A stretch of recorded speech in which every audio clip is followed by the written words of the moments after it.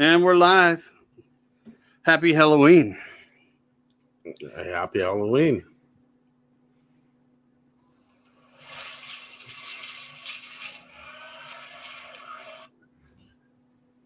Wow. Everything went into limbo waiting. Nothing yet. Nothing yet. Oh, we're waiting to see where we go live, I guess. I don't know how long it takes, but anyway, this is Studio 10 Broadcasting. I am Michael Anthony. And basically, from the East Coast to the West Coast and all throughout America and beyond, I am your host, Michael Anthony, as I said. And I'm being yelled at here. I'm getting a different message. Hold on. I think we're going live. They're just telling me from this side because of how the page is running. Mm-hmm. All right. And we will expose and disclose and discuss everything that we need to tell you tonight. Happy Hell-O-Ween again. With me tonight is Richard Lopez. How you doing tonight? How you guys doing? Everybody out there. And also behind the glass, we have Beth. Beth, say hello. Yeah, I think she's muted, but hello. Here's Beth. Hello. That just took her a second. Thank you, Beth. We'll keep reading here. We're going to be focused on special programs tonight in certain ways. A lot of Halloween haunting, ghost stories, and to let you know the future of the platform. What is going on with the platform on Sunday nights? Well, we're going to go into something called America Disclosing Uncensored, and we're going to specialize in programs like ufology, space programs, the truth behind Bigfoot, technologies, artifacts, testimonials, deathbed confessions, and we'll thank you for joining in on that. Jesus. What the hell? Everybody got their volume sets all discombobbled tonight. Anyway, doesn't matter. Everybody jump into the room. Jump into the room. It's Halloween. It's supposed to be disastrous and gloomy and wet and leaves falling and children out running through sidewalks and getting candy and all the good things that we grew up with in America. And we're just trying to preserve that here tonight. As I said again, from the East Coast to the West Coast, we got on the West Coast tonight, Rich Lopez. I'm watching out for those black cats tonight. Everybody out there trick-or-treating. Remember the old saying, if a black cat crosses your path. We've had, I don't know, it's been kind of one of those spooky days, huh? A little bit. Little technical stuff, but we got some good stuff tonight. Good stuff, guys. Halloween, the atmosphere is ready for it. Oh, yeah.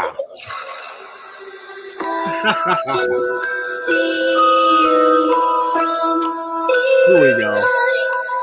Good evening and happy Halloween. Welcome everybody into Studio 10 Broadcasting. This is 10 O'Clock Talks. And this is our dead occasion to Art Bell and Witches and Ghosts and Close Encounters and Unexplained Voices and Sounds. Shadow people, floating mists, orbs of light, missing objects, objects moving, phantom smells, nightmares, haunted objects and places, the forever possibilities of what is living and what is amongst us. Is everything just made up? Well, that's up to you to decide. In our dedication night to Art Bell. Apologies, I had a miscue there. Came in late, but it got across. Yeah, that sounded great. Sounded good. Yeah, the miscue, but that's okay. We're all good. Hey, anyway, happy Halloween again. Guys, get in here. Start to share. We really would appreciate it if you come in to please share. Beth's behind the glass tonight, so you will hear a third voice from engineering that is working remotely to us, so it's a little different. And I want to let our friend out on the West Coast finish up with his black cat and so forth. Like so rudely, and I apologize to you. No. I was just saying for all those trick-or-treaters out there, beware. We're in the witching hour. We're getting the late night. And caution if you're sensitive to scary stuff, because we're going to get into some pretty interesting stuff here.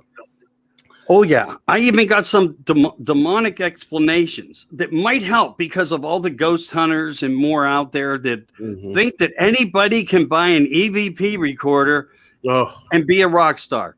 Oh, it doesn't always work that way. In fact, that could really open up you to a big can of worms. They have these apps now on your cell phones that you can even download these EVP systems on your phone. Not a good idea. Not a good idea unless you really know what you're doing, because you could bring something home to your family or loved ones or attach itself to you. Attachments are a worry in the world, and that phenomena from what we're understanding. And that's exactly what I'll try to express and explain. If you get lost, it's because I'm still lost in it. But my information to deliver the best I can will probably put you in what I call a blank space. And that actually is what the unknown is. It's blank. It's room for opinion, debate, and sharing knowledge. And of course, by all means, dedication in the field by many who like to touch it, like to play in it, like to dabble with it. But again, it's very, very scary if you don't know what you're doing. And we want you to be ever so careful with that. I want to start off here, if you don't mind, Rich, with just a short, brief story. Cool. All right. So in this story, I'm going to talk about a rock star, and I mean a legendary rock star. Now, I picked up this story just by accident, and I never heard it before. I've heard a lot over the years. I've always loved Art Bell. I hope we can do him just tonight. And that I know, also knowing that Linda Moulton Howe had a big part of development of part of the podcast and shows and radio shows that they shared together. So where I'm going to go with this is really unusual and strange, but out of Sammy Hagar's own mouth, he's sleeping in bed, just chilling, falling into that place that we all go when we shut our eyes, resting. He gets startled by a sudden, rapid knock at the door. He gets out of bed, not sure what to think, kind of startled. Like, who is this? Who could be at my door at this hour? He makes his way over to the door, leaving his son and his wife. I think his child at that point in time, the way I understand it, was quite young. So I'm thinking they were all within the same bedroom. He makes his way to the door to bring a long story shorter, because I can extend things and I shouldn't do that. So the interesting part is he gets to the door, he opens it up, and it's his father. Now I want to give you a little history on his father. His father was a very rugged, tough guy. Everybody in the town where Sammy grew up, everybody knew his dad. And they didn't just know him because he liked to put down the alcohol quite hard, actually. And Sammy was a little bit embarrassed even about how his father's behavior was. And the fact now, in this odd hour of the night, coming and knocking on the door in the mannerisms that he did. His father was also known as pretty much the town drunk. And, he admittedly says this right publicly. But this is his story, and this is the rest of the story. Sammy opens the door.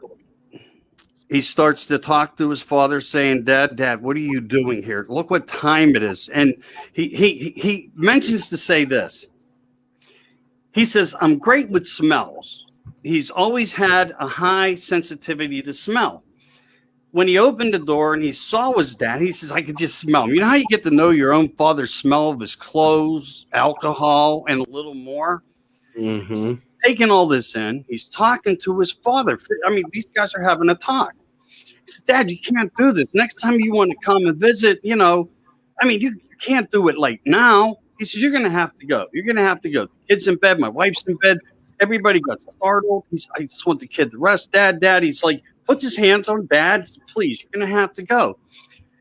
His father's looks, as I understand it, were like, okay, I understand. He kind of like stopped, allowed Sammy, but Sammy at the same time pushing him back off. Dad, I got to close the door. He was, I guess, in a way apologetic. It felt bad, but he was demanding because he felt his dad was out of line. This is something he grew up, something he was used to in the environment of. So with that occurring, Sammy closes the door and he makes his way back to bed, sits on the bed, just trying to rehash what just happened. Why did he do this? Probably had concerns in my mind, even when I heard the story, like, oh man, does he have somewhere to stay? You're going to feel all these feelings. Well, as he's in thought, the phone rings. Oh, wow. And he answers the phone, and it's his sister. Sammy does have some siblings, and his sister and brother, I don't know if they got in conjunction to each other through party line, but I believe the information came from his sister. I could be wrong, could have been the brother. Remember, it is a story, and I try to remember as much as I can when I talk here. So he answers hello, and they address each other. Hello, Sammy, yes. Sister, yes. I don't know her name, his name, other brother's name. We just got some news. It's not good. And he says, well, what is it? And they said, well, they found Dad dead, laying on a park bench. And he was dead. He was dead for a couple hours. Wow. Now, Sammy is blown away. What? Like the impossibilities, there's no way. Dad was just at my door. I opened the door. Dad was here. He was knocking. And now, with all this happening, man, explaining all this, to each other, no, Sammy, Dad's dead. We know it's him. I guess the verification positively, because remember, he was the town drunk, the town tough guy, without a doubt, that nobody liked to. He was the guy that came into the bar that everybody wished didn't show up that night for a better time.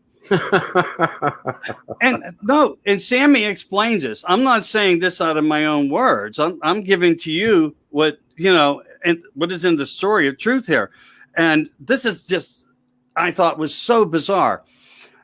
But this was the truth of it. And that was the main event of the story. But again, the thoughts in Sammy's mind that he shared, therefore, after in this interview, was the fact that, why didn't I invite him in?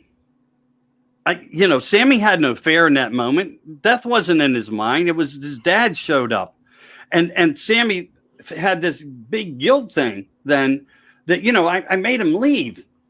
And he was as real in front of Sammy by smell and scent, which he made a very clear point to point out. He smelt his dad's clothes. He smelt the alcohol. He knew his dad, as he explained, scent.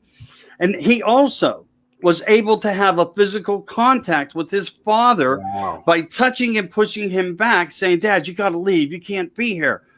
And I mean, in the most subtle ways of trying to convince his father, this is just not good, Dad. You could have called her. And all the what ifs, I did this, what if I did that, what if I would have had him in? Was that moment just a moment to happen like that? Or was that moment where he may have actually, one of the only few people maybe ever to walk on this earth, to talk to a living ghost and share more time with him, and failed to do so? And that was Sammy Hagar's story. I hope I explained it and give it just. And, it is Hell-O-Ween.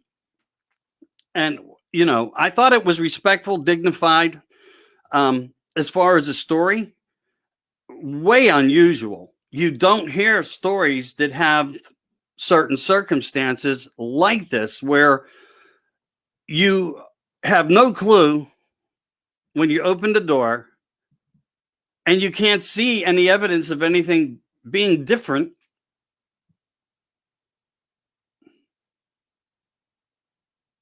Okay, where do we all go? Somebody had a blowout. All right, invite yourselves back in. Who's online? I'm here.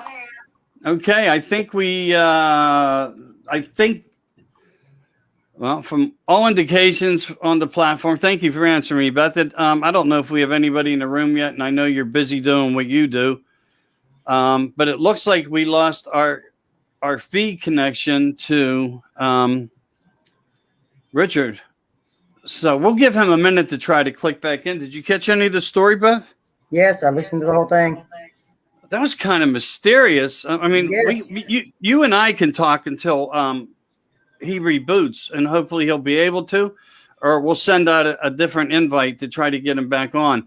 But in the meantime, we'll do that. Yeah, how unusual is that? I mean, when you really think about it, for somebody, and you have no clue that this is happening. Hey, welcome back, soldier. Wow. Beth, I hope you can see that Richard is back. So Yes, engineer, he's back. That was weird. Yeah, I know. I mean, I don't even know what to say about it, but I thought it would be a good share. I hope you guys liked it. I hope America likes it.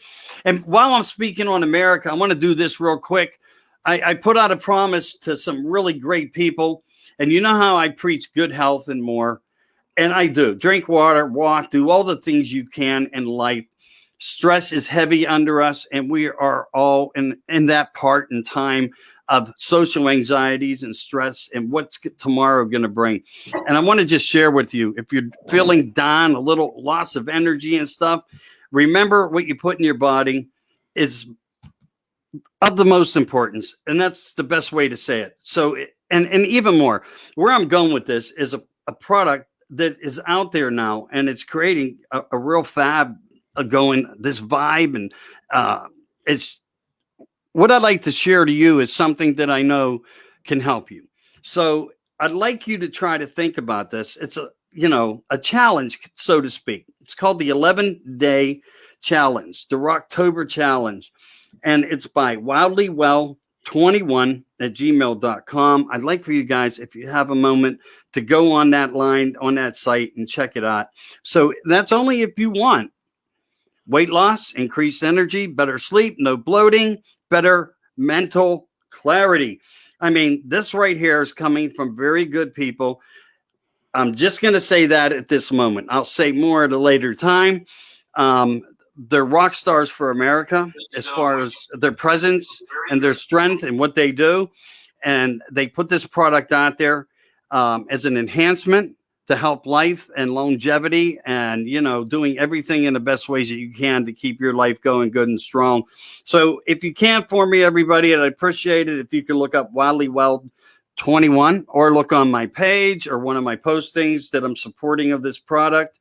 And check it out for yourself, because as far as I'm concerned, it's real, it's simple, and it's real results. You'll find a full line of everything to help you under Wildly Wild 21. Check it out for me. And we'll continue through this show and try to take no breaks here. Beth, is there anything you'd like before we go into? Because I know my man from over on the West Coast got a bunch of stories.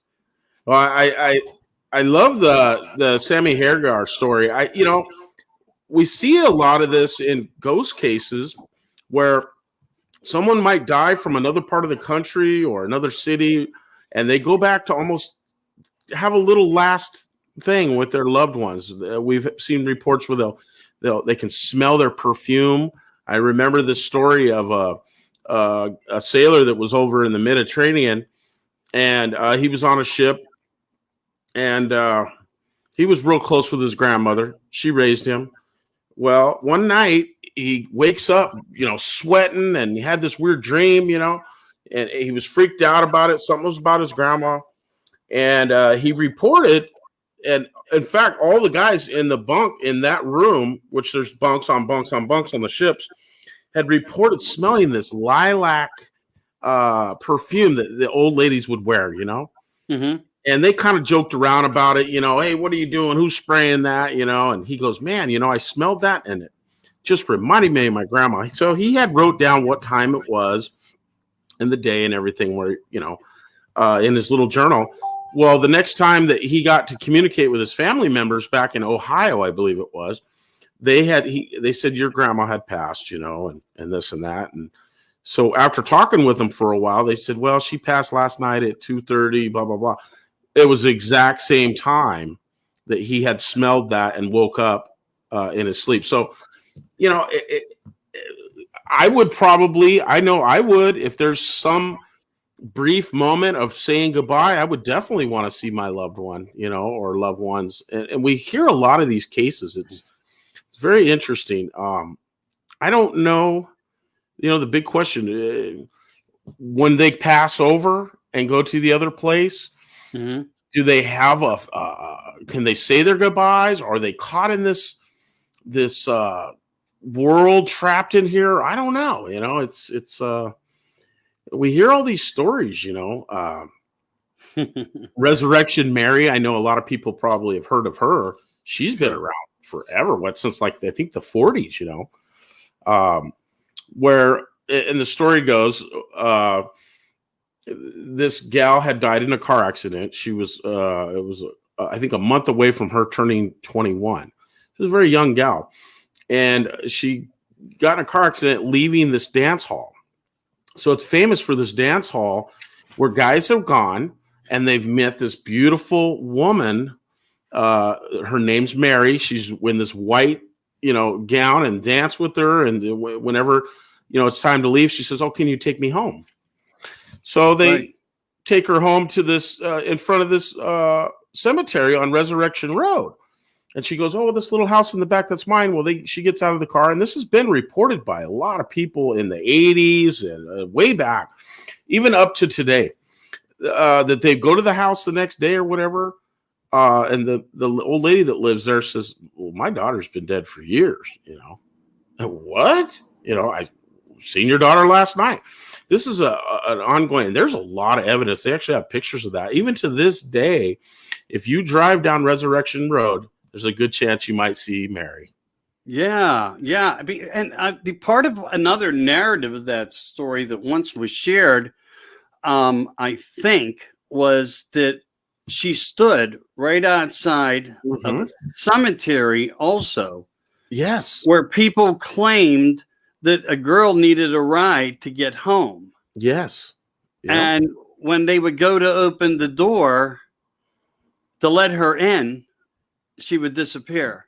Yeah. She would just dissolve. I think it went back as far as, well, there was a show. Was it Not, I'm thinking in my head, Ripley's Believe It or Not, but that's not it. There was another early show. They had that Unsolved Mysteries. They had maybe that was it. In Search of was great. Remember those shows?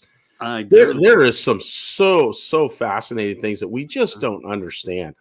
There is an energy force in this universe that we are starting to learn more about, but it's still, I mean, and that's why I love days like Halloween right now, because all this stuff kind of comes out, and you know, we give each other energy. We are projecting energy to each other through this computer right now.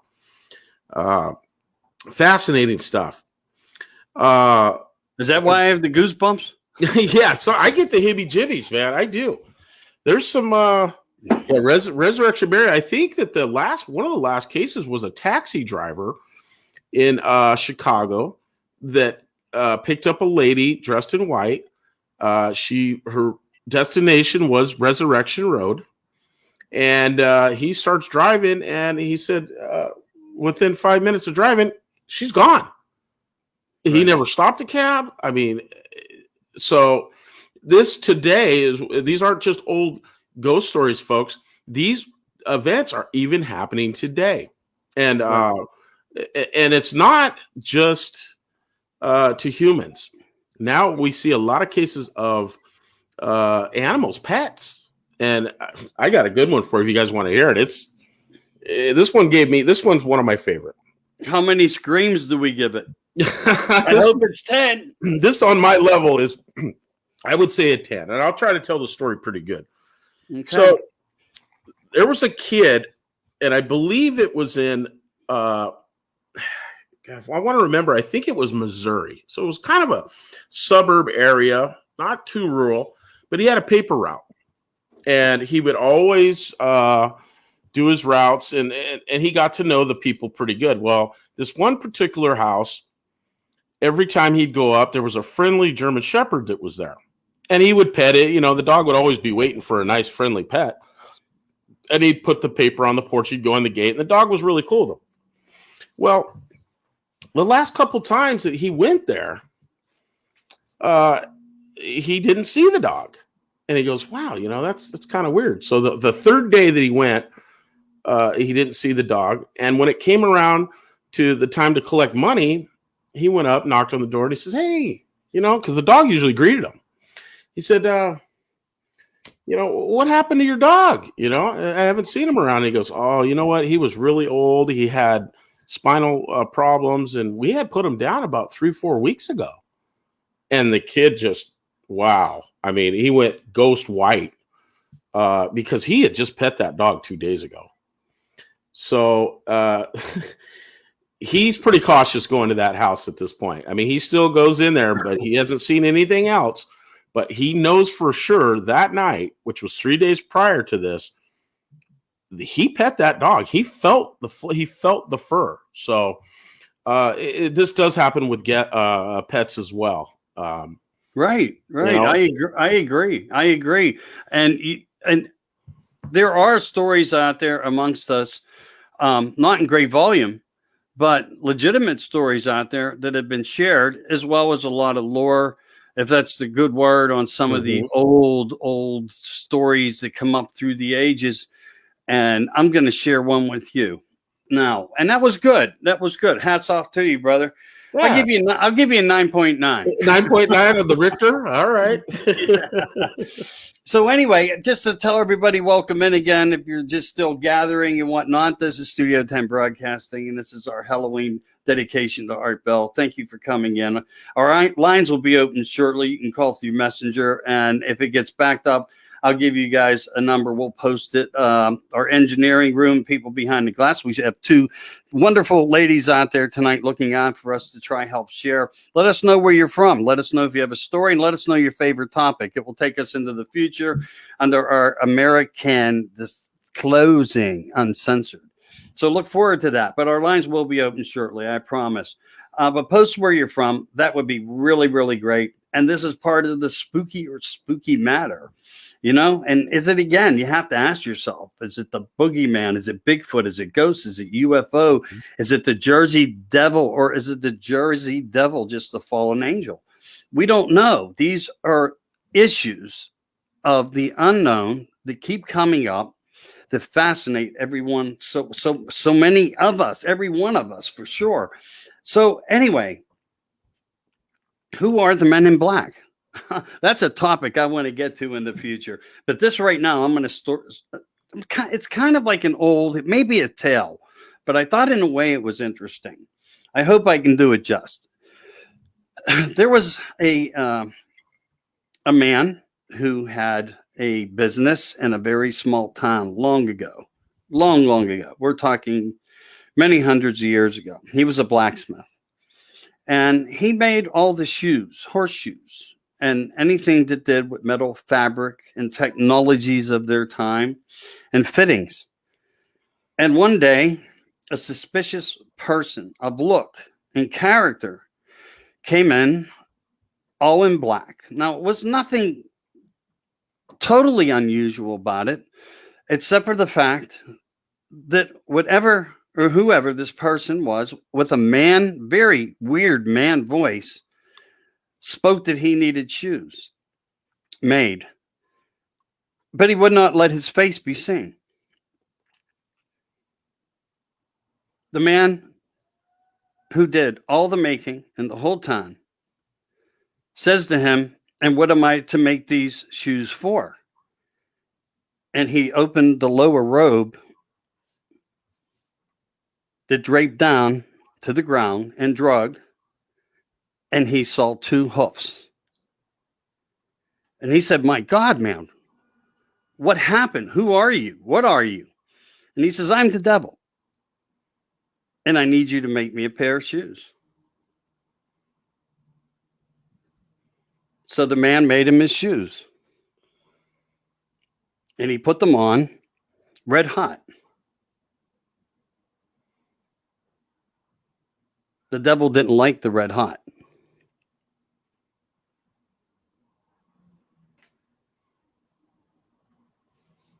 You're waiting for me, aren't you? I seen a light blink behind you. Isn't that weird? I saw that too. It made me stop. That gave me the jibby jibs right there, buddy. Yeah, that's all good. That's all good. So anyway, he makes these shoes and he makes them real hot. Well, he actually ticked this devil off. And the ending to the story is not as impressive as the beginning of the tale, because all the man remembered was waking up on a bed of nails. Wow. And these are old timers. You can't just go around telling stories like that, because they would lock you up back then. They would chain you to a damn tree. So he put his ass out of line telling that story. So there's probably some legitimacy to it. I don't know, but I thought it was enough of one of those old lores that you just might want to share on a Halloween night. Mm-hmm. So there you have part of. I might not have gave it its best just, but it was okay, But that's the story of the horseshoe and the devils. And I mean, we have more. Stand by for it for sure. And I'm going to hit you up with a little bit more here. I want to talk to everybody about, just for a minute, like what you just brought up about all these instances and what do they mean. And you mentioned something last week that stuck in my head. You said the balance of, you got yin and yang. Yeah. Is that how you say it? Yin and yang? The yin and the yang, the good, the bad. Right. Exactly what I have written here. You took the words right from my eyes, I swear. And, it's always been that way. Yeah. And it seems that everything's been that way. And without it, where are we in this world? Because it's never been without it. No. It doesn't matter, but it does explain the matter of how the possibility of understanding life is just to be put on a certain platform, a balance. Mm-hmm. It has to stay in that balance of frequency. Yeah. And to me, part of frequency and balance comes from who we are and how we began.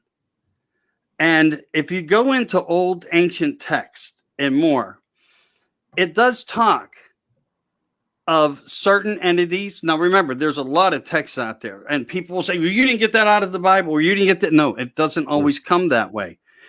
But it does describe. There are books that even give all the names of the demons. And that's why they're addressed. Mm-hmm. If there's an exorcism, they're addressed. What is your name? And they want the name so they know how to deal with the amount of level and dimension that he is from, because there's different dimensions of darkness as there well is of light. And in these areas of it, it's not all bad for them to hang out together and cause mischief and confusion. And that's what we understand happens when you are in an actual haunting or being haunted or having haunted activities in your home. It's not like it's paranormal because it falls over. It's poltergeist, which means it's a different strength. If you see a white ghost, translucent, normally that's substance of energy of somebody that's recorded in the atmosphere from a previous time from a previous reason. When it comes to a black shadow, which is normally more man than will ever be women, but women are known, but mostly known for light beings, purity of ghost, meaning they come from our energy. Not all energies were ever human, which takes you back to more biblical opinion. Absolutely. Of God may have found a civilization of us, just saying, and helped create consciousness and brought us into a different level of project, which could be the fact that when what we understand of is in this separation of good and bad, because we have Jesus and Lucifer and more. And when you base it that way, you have certain dispositions of types of energies and how to deal with them, as well as names and so forth. But I'm sorry, I can finish, but you are going to say something. No, it's very fascinating. It reminds me kind of what you're talking about, reminds me a lot of the work of Father Malachi Martin, which we know was on Art Bell show numerous times. Very fascinating, performed thousands of exorcisms, and he talks a lot about, people have called in and said, listen, how come God doesn't just destroy the devil? Well, we need that balance in nature of good and evil. Supposedly the old myth, the old legend says, and I got that from Malachi, and it's in the Bible, that the fight over this place was on serving humans. Correct. God said, hey, I want you to serve these humans. And this angel, which was one of the head angels, said, I will not serve. I am pure spirit. I am not like these beings. I will not serve them. So, yeah, I think God could have destroyed them because they lost the war. Okay, we know Michael, the archangel, which became the fierce warrior, and they defeated Lucifer and Satan, and they cast them. But I think there must be in this universe a positive and negative. We can only go a small space, a little area in space, but everything adds up to positives and negatives. And even on this planet, it really does. And we've always seen this from early time. The yin and the yang, the good, the bad, positive, negative. Fascinating. Yeah, it is. And you brought up really good concrete information that I think is in old biblical texts and ancient texts that go beyond all these scrolls by far in explanation, and are being suppressed by the holy ones of the Vatican and more, because they want to suppress information of what we know. And there is a purity of energy of light and dark, and the separation, and there was a separation, and the legions of light, Michael, Gabriel, Raphael, Ariel, and I think it was how does it pronounced in my head? I got to think about this here. Maybe somebody out there can help me. I'm thinking is Debulum were the legions of light, and they were the ones who entrapped the spirits of the dark and Lucifer, because, as you said, they wanted nothing to do with this. And God said, "No, I will create man with my image," meaning he implanted his image of spirit into this shell. Yeah. Our energies are God. It is creation. It is blank because nobody truly understands the theory of how that works. Right. And we talk about that even within how UFOs work and how people can just project through a wall. Pure energy has that ability. A real body of physical cannot manifest and unmanifest to go through a wall. We know it's impossible. That's why when you hit a board, you're hitting a solid. Right. But energy and spirit energy or pure spirit can go through anything. So it's almost, I had a lot of people ask me, I went on a couple ghost hunts, and I had a couple ask me, they said, listen, do you think these people, that what we're picking up is just like a tape recording, that when they died, okay, let's say I lived in this house for 20 years and I die and someone else moves in here, that this house absorbs some of the energy and motions that I'm going through? Or is it something beyond? Well, I don't think it's a tape recording, and I'll tell you why. There is instances where people say, well, I see the same thing over. Okay. But some of these entities are very nasty and very intelligent to a certain point. Father Malachi mentions during an exorcist, and you mentioned this earlier, that his quest when he starts an exorcism is to get the name of the demon, because some demons specialize in this, and this. They're stupid, but they specialize. And what they specialize in, they're extremely smart. So we've seen cases where kids, 12 years old, are possessed, okay, and they speak 9 languages. And this demon that enters their body and takes over their spirit will play games with the person that's trying to exorcise them out. Because a 12-year-old kid living in Los Angeles, unless he's extremely autistic with languages or something, or some special gift, the average kid doesn't speak 9 languages, And some of these languages that have been recorded they go back to languages that we kind of forgot about, weird Latin phrases and things. So I believe him. I believe it's real.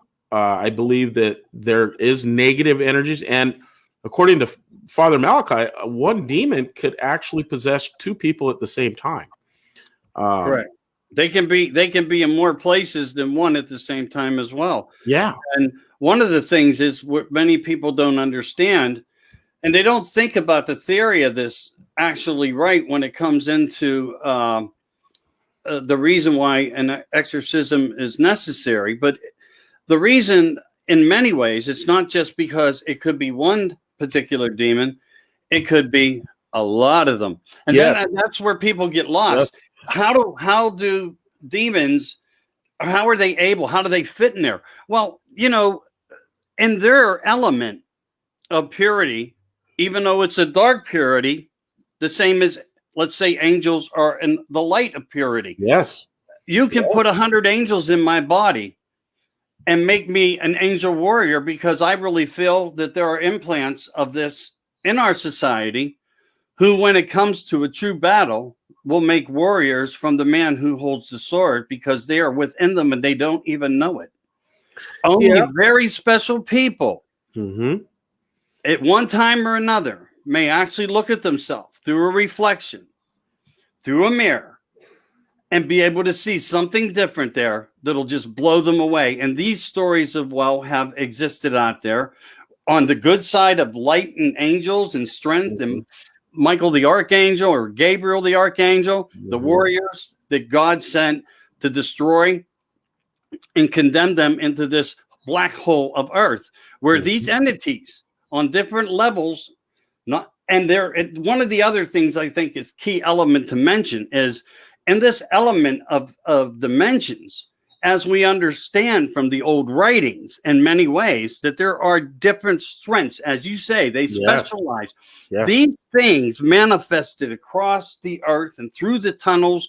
Let's just say that they're like a gang, and there's 4 parts to the gang. Well, some of them absorbed languages, like what you said. Are they part of the atmosphere and atmospheric recording? And I believe that that's true even on EVPs, but there are some cases where the interaction is just different. And we can take the movement of the ball test, where you put the ball in the middle of the room. You think you're working with a child. It doesn't mean it is, but you get an active occurrence where can you make the ball move, and the ball moves. Yes. Flashlights will do it too. They'll blink. They'll go on and off. Right. There's communication to a certain degree with these things. And these are recorded things that you literally, not staged events, where they have video recorded talking to an entity, a spirit that was captured into a house, and learned their identity, done research, looked through records, and came up with that person died there. So is it the ghost hunter that's in there that's feeding the energy that's stuck into the walls, or is it that entity actually talking? And I believe it's the entity actually talking, because and a lot of times you might get, let's say you die, and the loved one, let's say a couple was married 50, 60 years, and one of the loved ones dies. Sometimes the other loved one will keep that person protected. They don't want to cross over. Now, what can happen in that situation, in these portholes that come in and out, where these spirits can come in and out, they're not always good. some of them are evil, negative forces, and positive forces. Now, the positive forces will try to protect their loved ones. And we've heard story after story of this. But in these portals, a lot of times these entities can get in there and really cause havoc. They can possess people. They can cause hauntings, poltergeists. So it goes back to the positive, negative. I think we have to have that. Unfortunately, and this is getting into politics. We're not doing politics tonight, but if there is a positive, negative force, which I believe there is, it's kind of looking like that the negative is actually ruling the earth right now. But I don't think they're going to do it forever. Right. I think we'll come back. Yeah, there's a good possibility of that. And you open up a whole different can of worms there, too, that takes you into something and why they do things in certain places and why they prefer to hold satanic rituals underground. And it seems to me because it's the closest to the energy of the dark spirits. And you do have, as I said, different levels. My theory from what I've read and understood and put together was in ways with portals, you can have a good ghost who can travel between this element of the forever life after that can come in and go and never see a demon, because a demon is demonic. A demon knows and has more power than just, in my mind, a normal human ghost, because they were never human. And what the things about these dark energies that were never human are now finding out, I think, that they want to be. And that's why they enter people, because they learned that they can actually manipulate.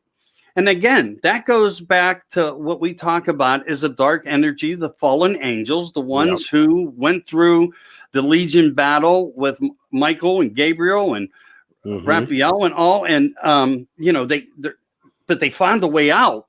They found a way out with energy. Because and I think ancient ones that you don't want to mess with. And we know that there's been exorcisms that brought death to people. These are the battles that bring death, are from, in my mind, which are very high, very old, never of this earth, of human entities that just know everything and know how to do it and cause damage. So you have that variation in ways, and how you can prove things like this is reincarnation of life, where you hypnotize somebody, and there's been shows on this and more, and past life regressions where people go back 1, 2, 3 lives, describe everything, they look it up, and it's all verifiable truth. They speak languages. Yes. It all matches. And there's no way that someone can fake that kind of thing. Not when you're talking. I mean, yes, if you studied enough, you might be able to hoax something like that. But you're talking about children here. There's been children that have been hypnotized and gone into past lives accounts and named their neighbors, their friends, their uncles. This stuff is not coincidence. There's no way. Art Bell did a podcast one time, and I don't remember the name of it, but it was something, The Sounds of Hell. There was a Russian oil rig in Siberia that was probing deep in the earth. And these guys, I'm talking deep. These guys were down like 10 miles, man. Like you get down in there where it's molten type stuff.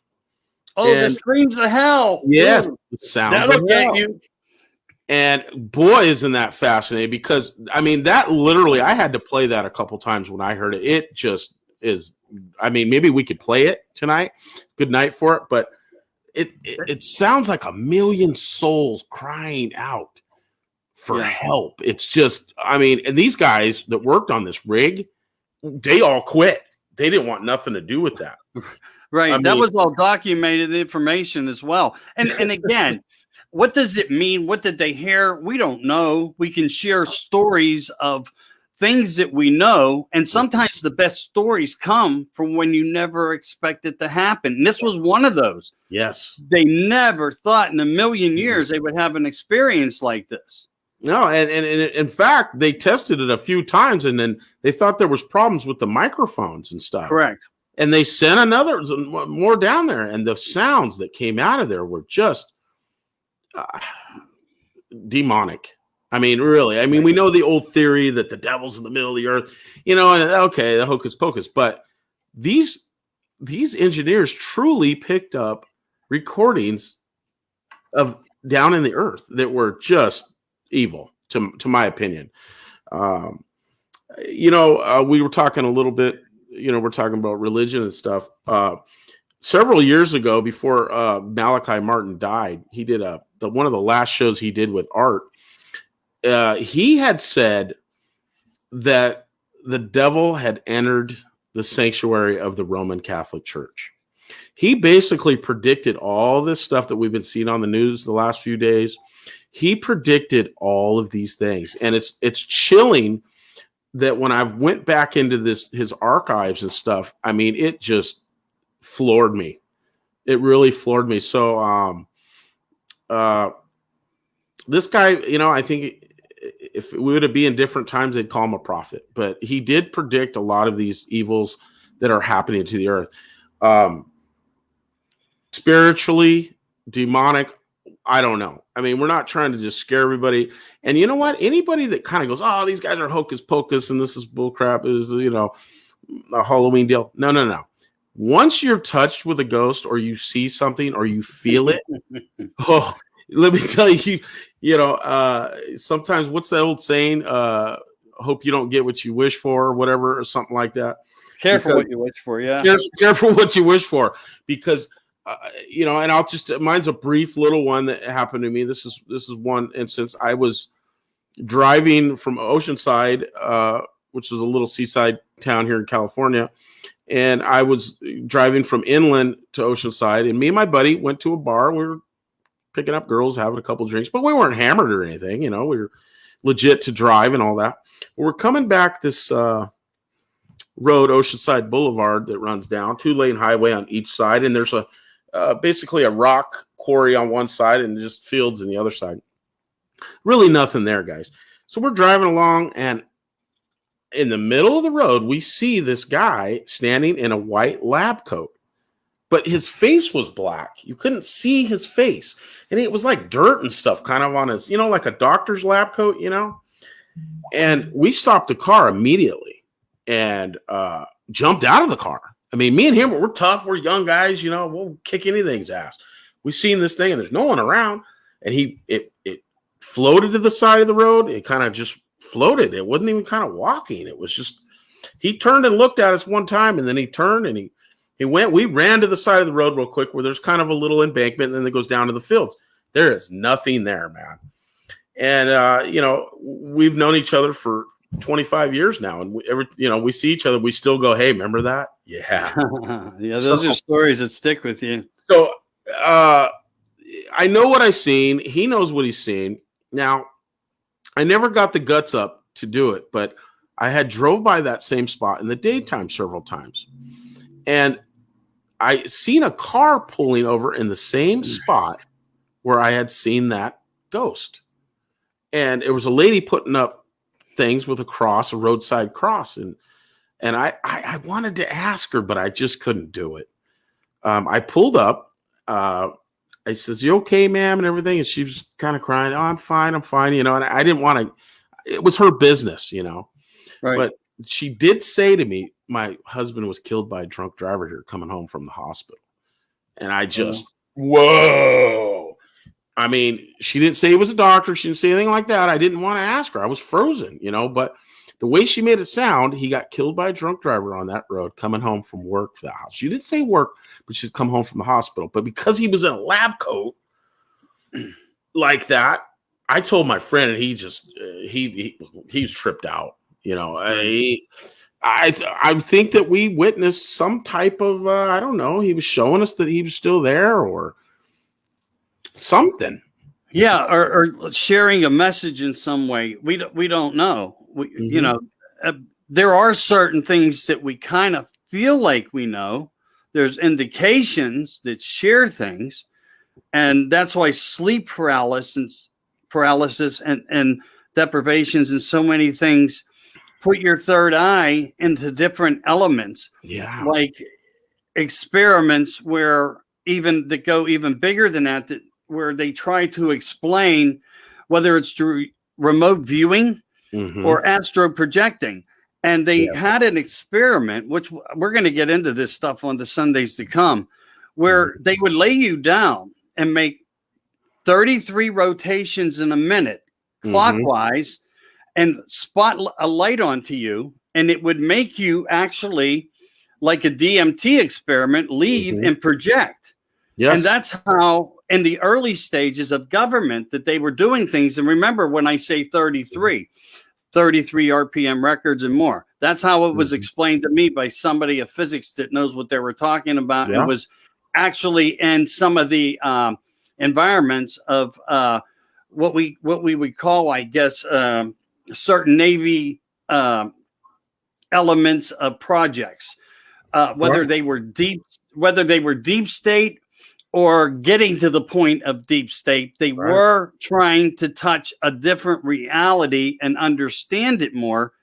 And some of the conclusions that came out of it was, when you leave this state of mind, it's almost like being in a state of emptiness, vastness, of nothing, of stillness, of slow motion. And it reminded me, when I heard the slow motion, where me personally, I went through a period of time as a kid. Some people have that repeated dream where you're falling out of bed and you're going down. But this was different. This was like I was with my friends, like for me. So maybe I touched on it somehow, and we did something wrong. We all went to run, but they were dusting me. I had no motion. You were trying. I'm trying. In my dream, I am doing everything, but knowing I'm fighting a force that's not allowing me to do this.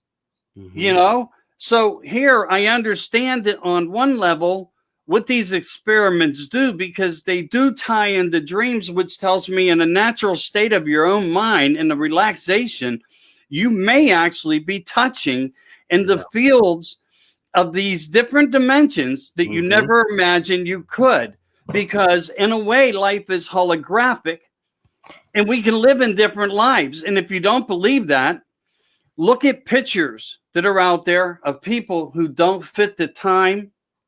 The sunglasses should have never been on their face because they were never invented then. And we see things like this, and everybody says it's trick photography. Well, let me ask this question unto the people of America. Look up how many pictures of people became classified. Why would our military make certain pictures discovered classified if that was a fact? And we know that these types of pictures are out there, and it does explain a different type of fabric of something.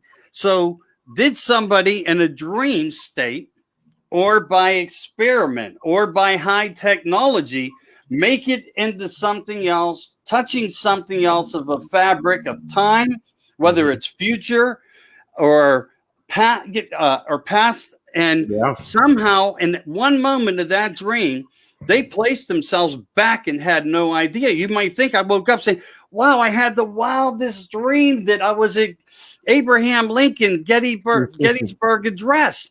And I was in, and all of a sudden there's a picture out there floating of you. It's a fact that happened. It does. The government. No, it's a fact that did happen. Yeah.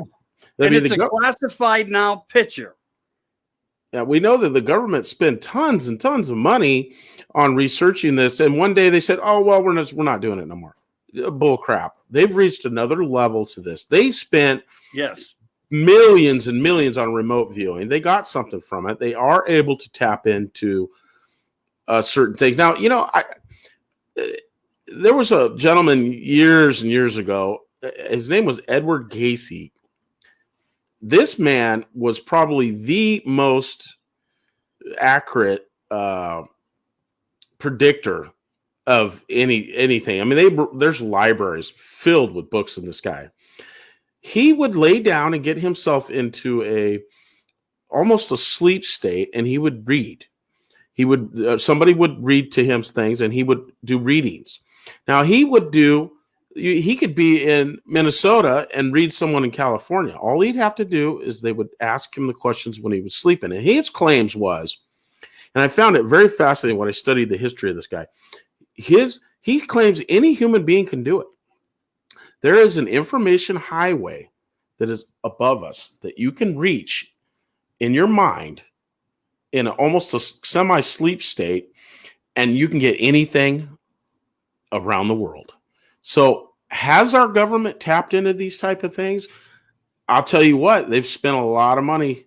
They probably have somewhat done that, or they're way farther than we are even talking about it. But we know Edward Casey could do it. He did it for many, many years, and he was so accurate that in his early days, people actually used him. They literally would say, "Well, who's going to win the horse race in the fifth race of the horse?" People did take advantage. He would get massive headaches from it, and it got to the point where he would only have his mother or his wife do the readings because he never took money. He would never charge money for a reading. Donations was only. This guy was incredible. I don't know if the audience, anybody's looked at him, but very, very fascinating. In fact, Roosevelt's wife was very into the occult, not necessarily the occult. She was very into spiritual aspects of things, and right. she seeked him out several times for readings. Very well known, very interesting man.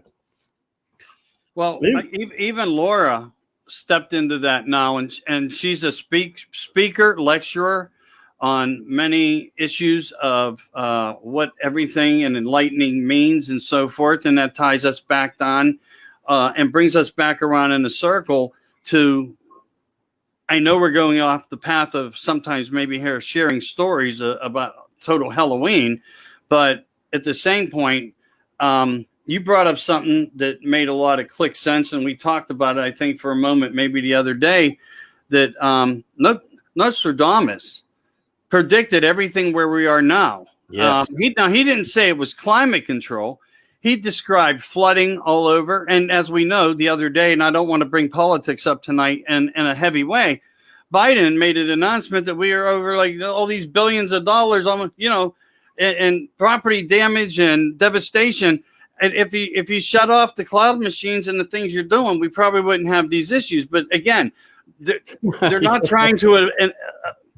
They're trying to press an issue of something, but maybe that's what Nostradamus was trying to explain to us. We don't know where he got his information, but we do know that he did things even within his own laboratory with mirrors and pots of water, alchemy, herbs and different things. And he predicted all this devastation right now with one unfitting piece of the puzzle. The Andrea Fault would be disrupted. And if it would be disrupted, it would cause a cluster of most devastating issues that you would ever imagine, especially throughout California. And once that occurred, then it would revert back and shoot all the way across through the Midwest and through the Appalachian Mountains, all the way over to the East Coast. Now, that is one issue of what we know that a prophet has made, and many prophets that he did all came true, and he was and has always been looked upon as one of the best. Yeah. But going back just for a minute also on the dark energies and stuff and the good versus evil, which we know had happened, just to give a little more clarity of this space of nothing as it was described by some of the most ancient books out there, and copies and bits and pieces that are now and every day being sometimes found in somebody's attic. They find an old book. They knew it was 100. They think it's 200 years old. It winds up being 2,000 years old or even older. And there's writings in some of them that express an emptiness of space and darkness where they were locked into, which I said somehow they through thought and pattern of life, never wanting to be human, not playing a party to it, become a party to you, because you can be a control mechanism, and they want to understand what this natural life is versus a pure light. And that's why everybody, I think, in many ways now talks that we need to go back from this eternal shell and back into light beings as one as God, and be a party to it, because we know, and nobody here can disagree with me on any religious platform, I wouldn't think, that we leave as an energy as we came in with an energy. And which explains that there would be truth to me in many ways, that this fabric of what it all is, what it all means, is it is a power of energy on this side and a power of energy on this side. One being this, one being that, yin and yang, good and bad. But that's the battle of where we are that puts us in a place, but where they are. And what I think we are fighting against is they now, as people look into these satanic rituals and things and more, which we know Hollywood, we compare all these pictures, again, no politics, as least as possible, but we see what they do. We know what they drink. We know what they look. We know what they thrive after. We know they're making a deal with the devil, and so to speak. Is the devil truly Lucifer? I don't know, but he's the kingpin down there. But they say the ancient, that they claim that there were ancients before him. Yes. That there were ancients before him. They called them the Goldeyes. I don't know. I wish I knew. I don't know. But I can only say, in the book, I want to be very clear to this, that it is a dimension that's found that is basically, imagine something that is so empty and non-existent, and that would describe the best way I could put the words together to say nothing from nothing leaves nothing. And I mean, they're looking for their way out and granting wishes to help do it. We all come in the same, naked, and we leave with nothing. But that energy, and we know, like, if you were if you were in space right now and you threw a baseball as hard as you could, that baseball, the energy that you produce to throw that baseball will never stop unless an object comes in contact with it and it changes the energy. So is these spirits that we're living in, these shells, and with our spirits, is this something that goes on forever as well? Because we know in space, and with what we've learned from Einstein and all the other academics and scientists, that space goes forever, energy goes forever unless it's stopped with another energy. So I think our energy does go forever. Whether we're recycled into another one, and we could be, because that's kind of how you get these kids or these spirits that say, hey, I had this friend when I was in this other life, and these other people, and my name was so-and-so. Were they getting glimpses of a reincarnation that you're not supposed to see, but they did for some reason picked up some of it? Very possible. Fascinating stuff. The spirit world is very fascinating, and it can be chilling too. It can. And I want to remind everybody that we're going to be doing topics like this and more. Yeah. Are we learning our way through? Sure. We're doing that. We're trying to Are we getting out to all the pages and stuff, or I don't know. I was trying to actually just make sure. Yeah, I had a couple texts from people saying they can't access it, even though it's on the Facebook. They just said they can't access it. I don't know why. I just shared over 70 pages. It shows that I shared to 2. Yeah, that's something very strange. I know it's Halloween, but it's my phone is kind of I got at least 4 or 5 texts, but we can't access. So I don't know. Let's see if we can do something about that. Can you direct share from your side? Can you go to your phone by chance and share anything off? Well, when I went into Well, when I went into it, I did go into it, and I see us there live. So I don't understand why people are saying that. So me too. It's right here. I mean, I was even getting an echo. It was so good. So I'm not sure why. Let me double check. I mean, delete comment and block, please. Well, yeah, now I don't see it on there. So, well, it was there. Well, it's telling me we have 8 viewers, and we want to at least thank you and say happy Halloween to you guys. I mean, it does show a post from Beth. Okay, once you go in that post, yes, there's a way to go in there live. I don't know why people are having issues with that, but I guess I'll figure that out later. Hopefully, we're spreading out because I think we're getting it. We got some good stuff. We've been talking, man. It's very fascinating stuff.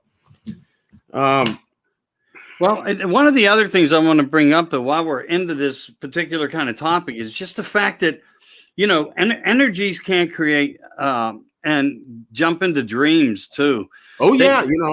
They can influence and invade. They really can.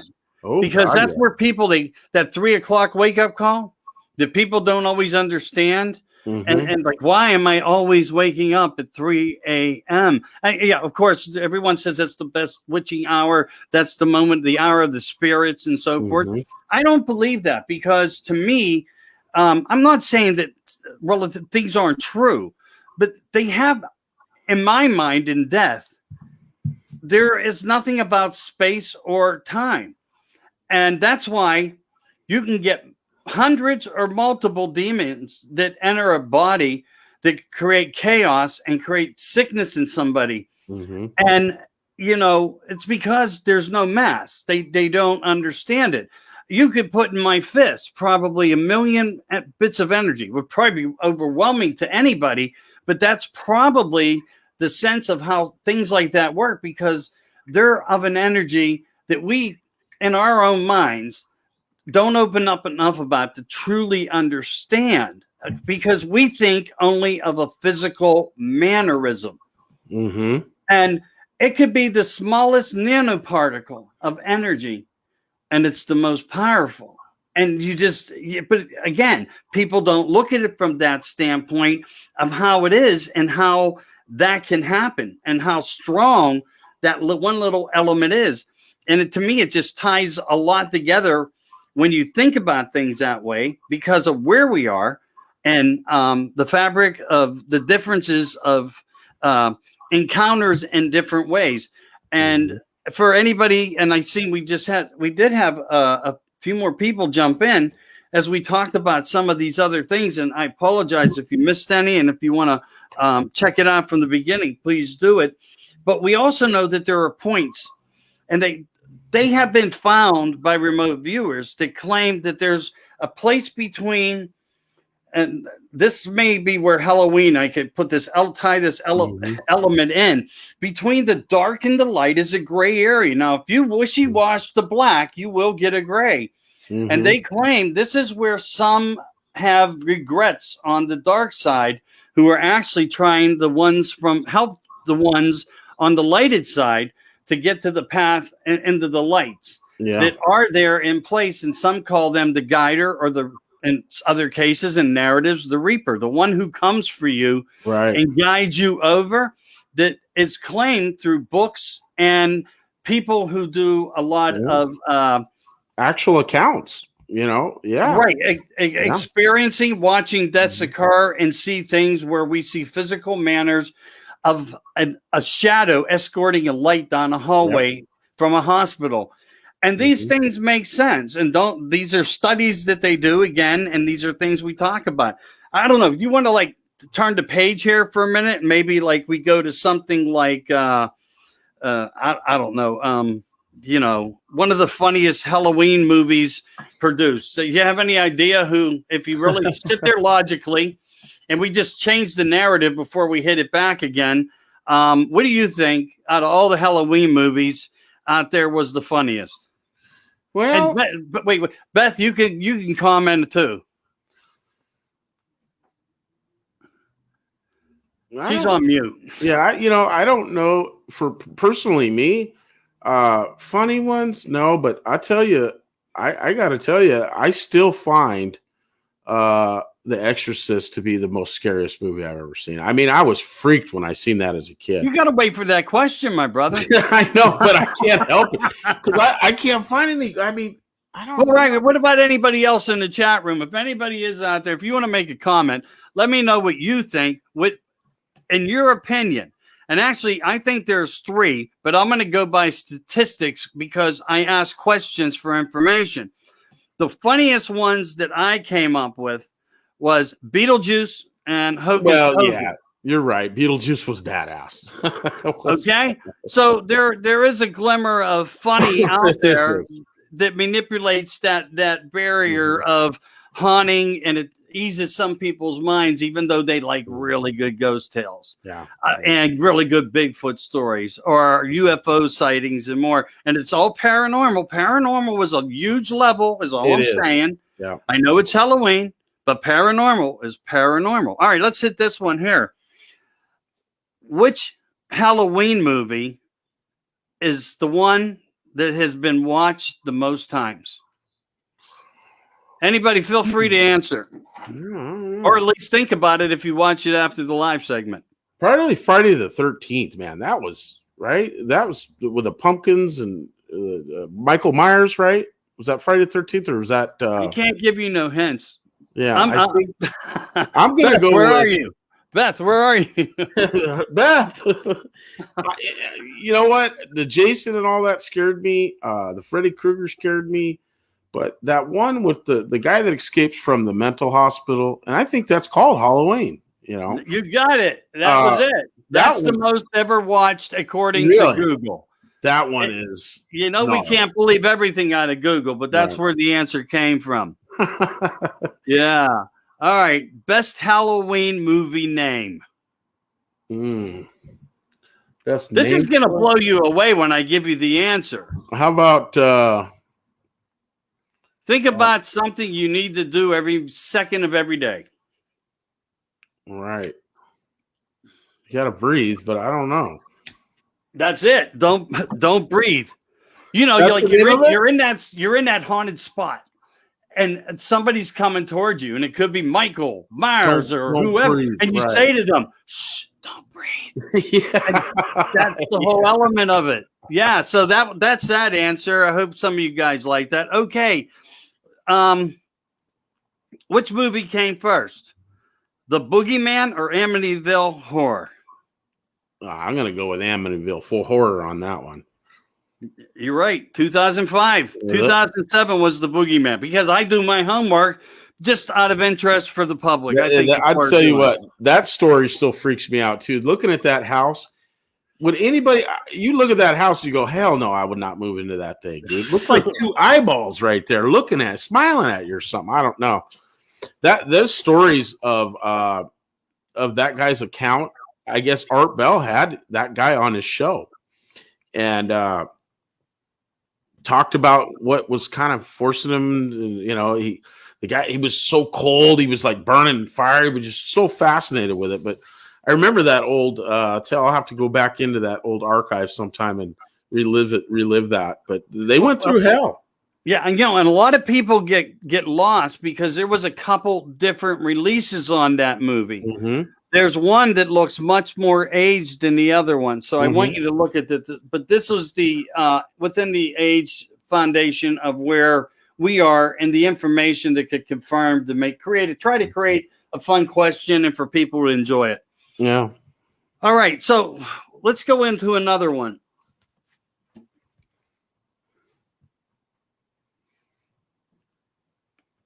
I'm just looking through some notes here. All right, this one here is going to help because the parents, of course, I would think the last couple days, parents tried to motivate their kids to better programming and, of course, old schools and more, because you have to pick out everything these days that your children watch without a doubt. Oh, God. All right, so one of the best all-time Halloween anything to ever hit the airwaves that's over 50 years old.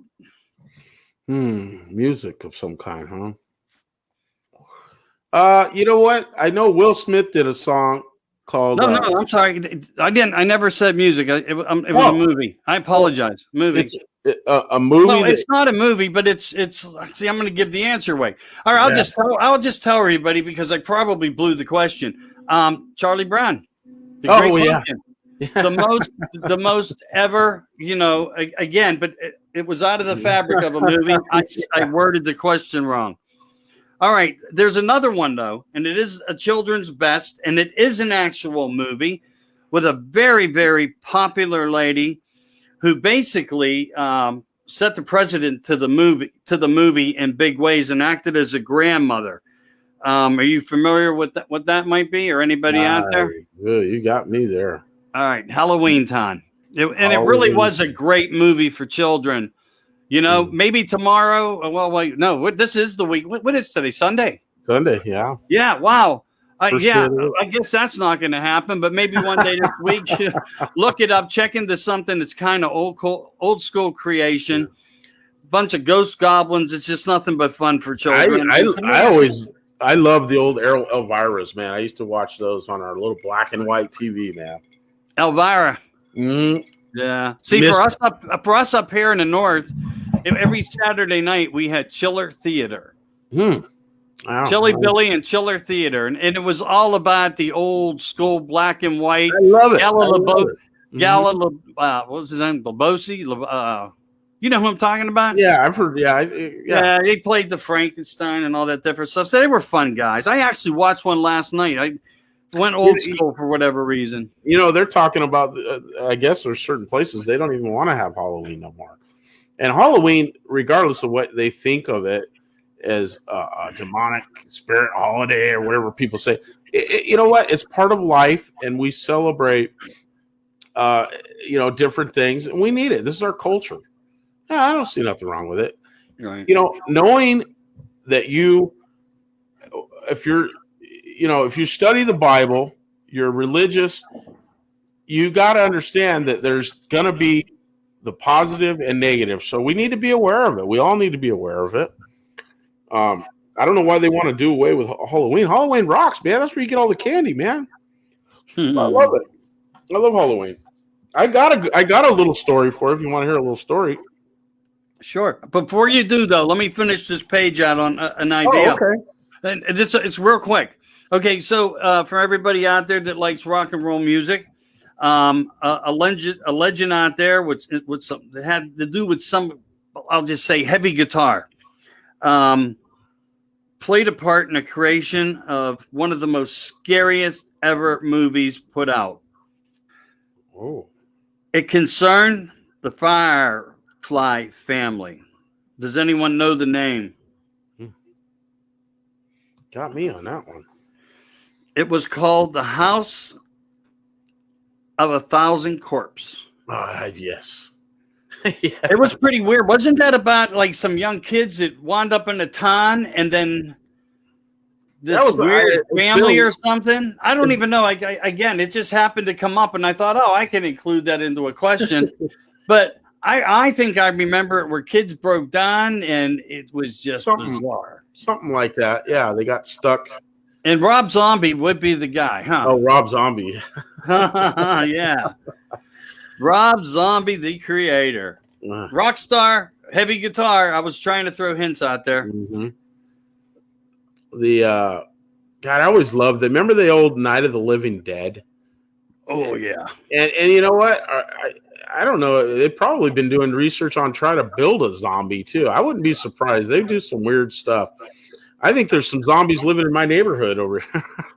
Well, actually, that is in biblical content. Us, as beautiful as light, purities, and that's why I always refer to myself, because I won't take the devil juice, as pure, a pure one. I will stay pure to with myself, to my God. Yeah, me too. My belief. On the dark side, though, these entities are able to create movements in anything and physical dominance with anything, and that's where it's written about the zombie.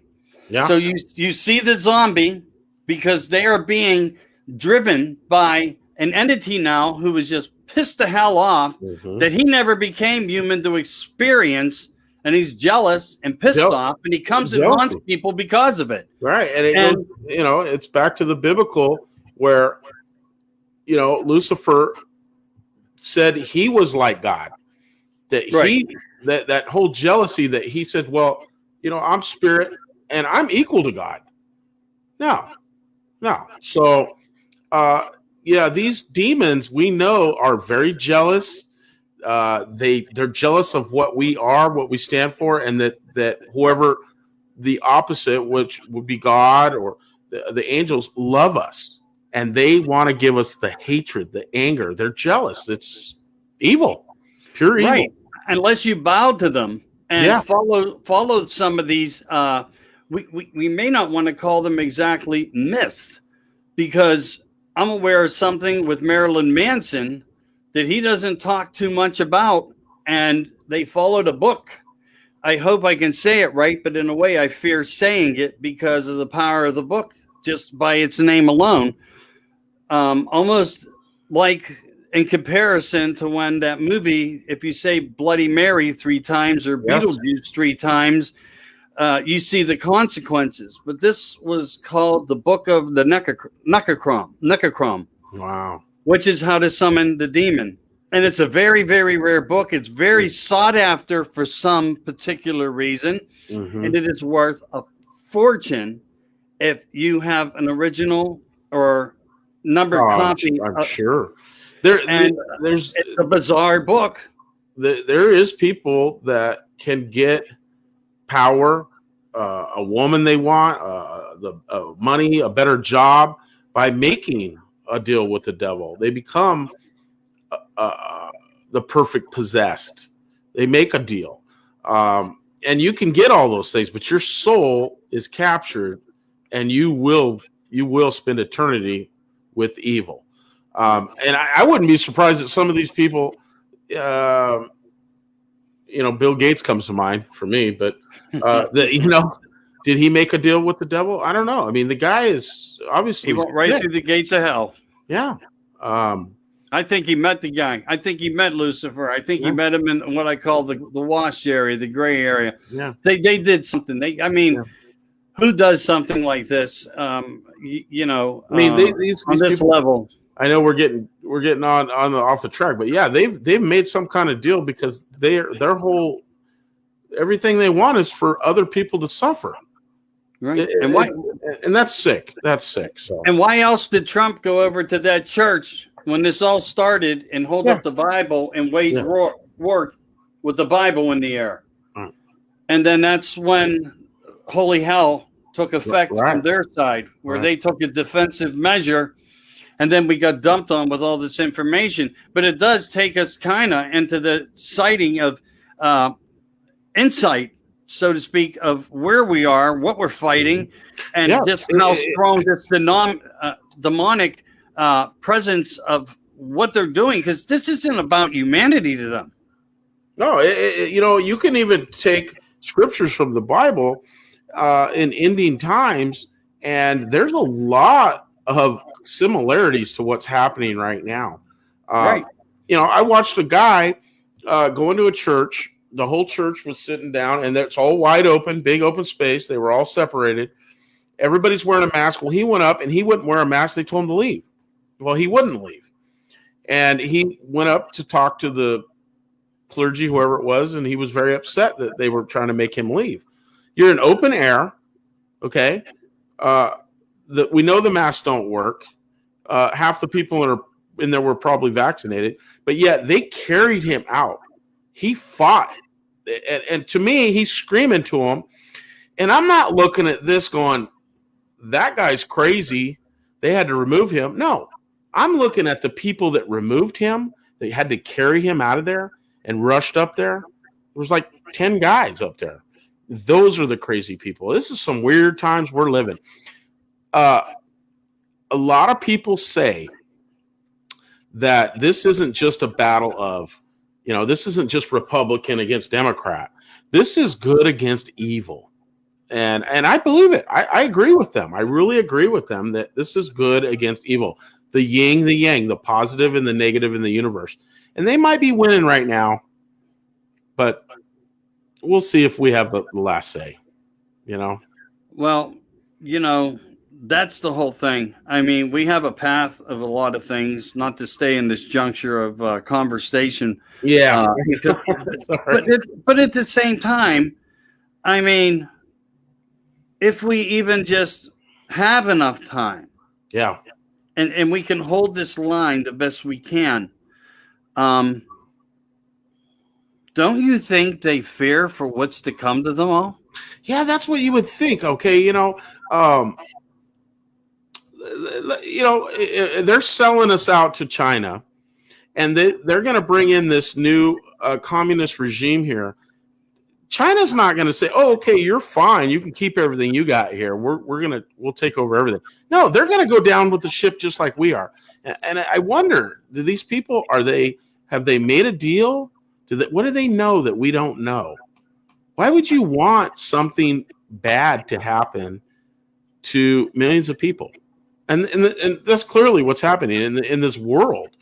And we've been kind of lucky here in the United States. We haven't seen the whole effects of this yet, but the rest of the world's seeing it and they're feeling it. It's coming. It's definitely coming. I'm not trying to scare people when we're doing Halloween, but it's true. It's very scary. I almost thought of it like this the other day. Your house is burning down. Mm-hmm. Half your house is completely on fire. And you run out to the neighborhood and you start screaming, "Help, I need help. My house is burning down. If we can get it put out right now, we can save half the house." Right. And you're screaming, and nobody comes to help put out the house. That's what's happening to our country right now. There's a lot of people like me and you screaming, "We got to put this fire out." And everybody's just kind of not really helping put out the fire. But that's a whole nother thing. I know that we can't. It is, but we're going to have to hit this next week at some point, because I know tonight's Halloween and that's our focus. But I want everybody to know this comes with the most respect of words and share that I can give anybody. And I also want to apologize to everybody out there. If you're not hearing us, and for some reason we're being suppressed back tonight, because I just did something. I just live streamed my phone on my timeline, and all of a sudden I'm being sane. You might want to try that on your side. Wow, that's really. And we'll see what this does with that. But here, let me get back to the main point here. They're not done. No. And this explosion is going to be so big for what's to come, because they're not going to give up easy, and they're not going to want charged for any type of violations of murder. They're not going to want charged for crimes on humanity. They're not going to want for misabuse as appropriates of funds in the government. These are go to jail treasonable charges, including our General Milley, the actions in Afghanistan, the mandates with not laws, us victims, prosecuting us, the race cards, the socialism, the communism, the authoritarianism. They're not this. Everybody's sitting back mellow. You better put on your seatbelts. Oh, yeah. You better put on your seatbelts, because they are trying to create a chaos in my mind, everyone. And I really do believe this. They're trying to create a chaos that's going to become something so big and so catastrophic, because they need to do something to stop all the elections so they never have to get out of office and can put us into martial law under control. If they can do that, they can stop Trump dead. Yeah. Martial law will stop all previous elections and safeguard him in the administration. And I want us just to stay open and focused to that. And we're going to talk more about that on America Disclosing starting next Sunday, November 7th. And Rich is going to be here with me. I'm going to be here tonight. We're celebrating Halloween. We're sharing some good focus points of different things. And I want to just apologize, because for some reason, no matter what I do, when I come through a direct stream, they are just like cutting my throat. Yeah, they're suppressing my voice right now. And we're using multiple devices now to fight back against Meta and Facebook, or whatever you want to call these dictators. But I want you guys to understand this. Think about this. This isn't going away in no shape or form. We are in a place of pure evil, and they are going to do something to me that is going to be catastrophic, to where they can control the whole United States of America while they fight off the other smaller nations, because I guess they feel they can control that narrative. But I got to say, we got rock stars out there today. They were out there all weekend. The nations of the world were out there rocking and rolling in many, many ways. But I want everybody to know, really, think about this whole mechanism of point. If you think for 1 minute, if you think for one goddamn minute that these people are just going to surrender and walk away, you're sadly mistaken. It will never happen. Prepare yourself to believe in the unbelievable. Yeah. And they are taking that and us into that level. They will not walk out so we can formally charge them, arrest them, execute them, indict them. None of that stuff will matter. In the meantime, I know we got some really good stories for you here on 10 o'clock talks tonight, our Sunday 2021 dedication to Art Bell. And I don't think Art would be disappointed in us going off a narrative. He was fond to do that himself time to time. Mm-hmm. And that's where we're at. So let's do this real quick. Quick question for some people of America out there. And again, I apologize to everybody, and I don't want to knock this device over. I see you guys are waving. Yeah, we're getting now we're getting some. Now, one of my this blows me away. What are they doing? Persons, they said that you just posted something on your timeline 2 minutes ago, and now everything's kicking ass. So, and then I reposted onto my page. Do you have it showing you live from where you're sitting? Now I do. Yeah. Yeah, well, that's the way we do it. We'll give insight this way and try to share. And man, maybe we can reflect a couple stories over. We've been on live, everybody. I just want you to know that. It's disheartening to see where we are. Even the last programming that I released live, we had 165 shares. Thank you to all you. Thank you to all you. And we had 40 views. So they did not let the views get out. They suppressed us. They something was weird. Yeah, because there's just no way. It doesn't add up. All right. So hey, who do you think, when it comes to rock stars, who do you think was the most impressionable when it comes to the scare tactic? Who represented themselves in a fear tactic? Well, Marilyn Manson's pretty scary to me. He made the list.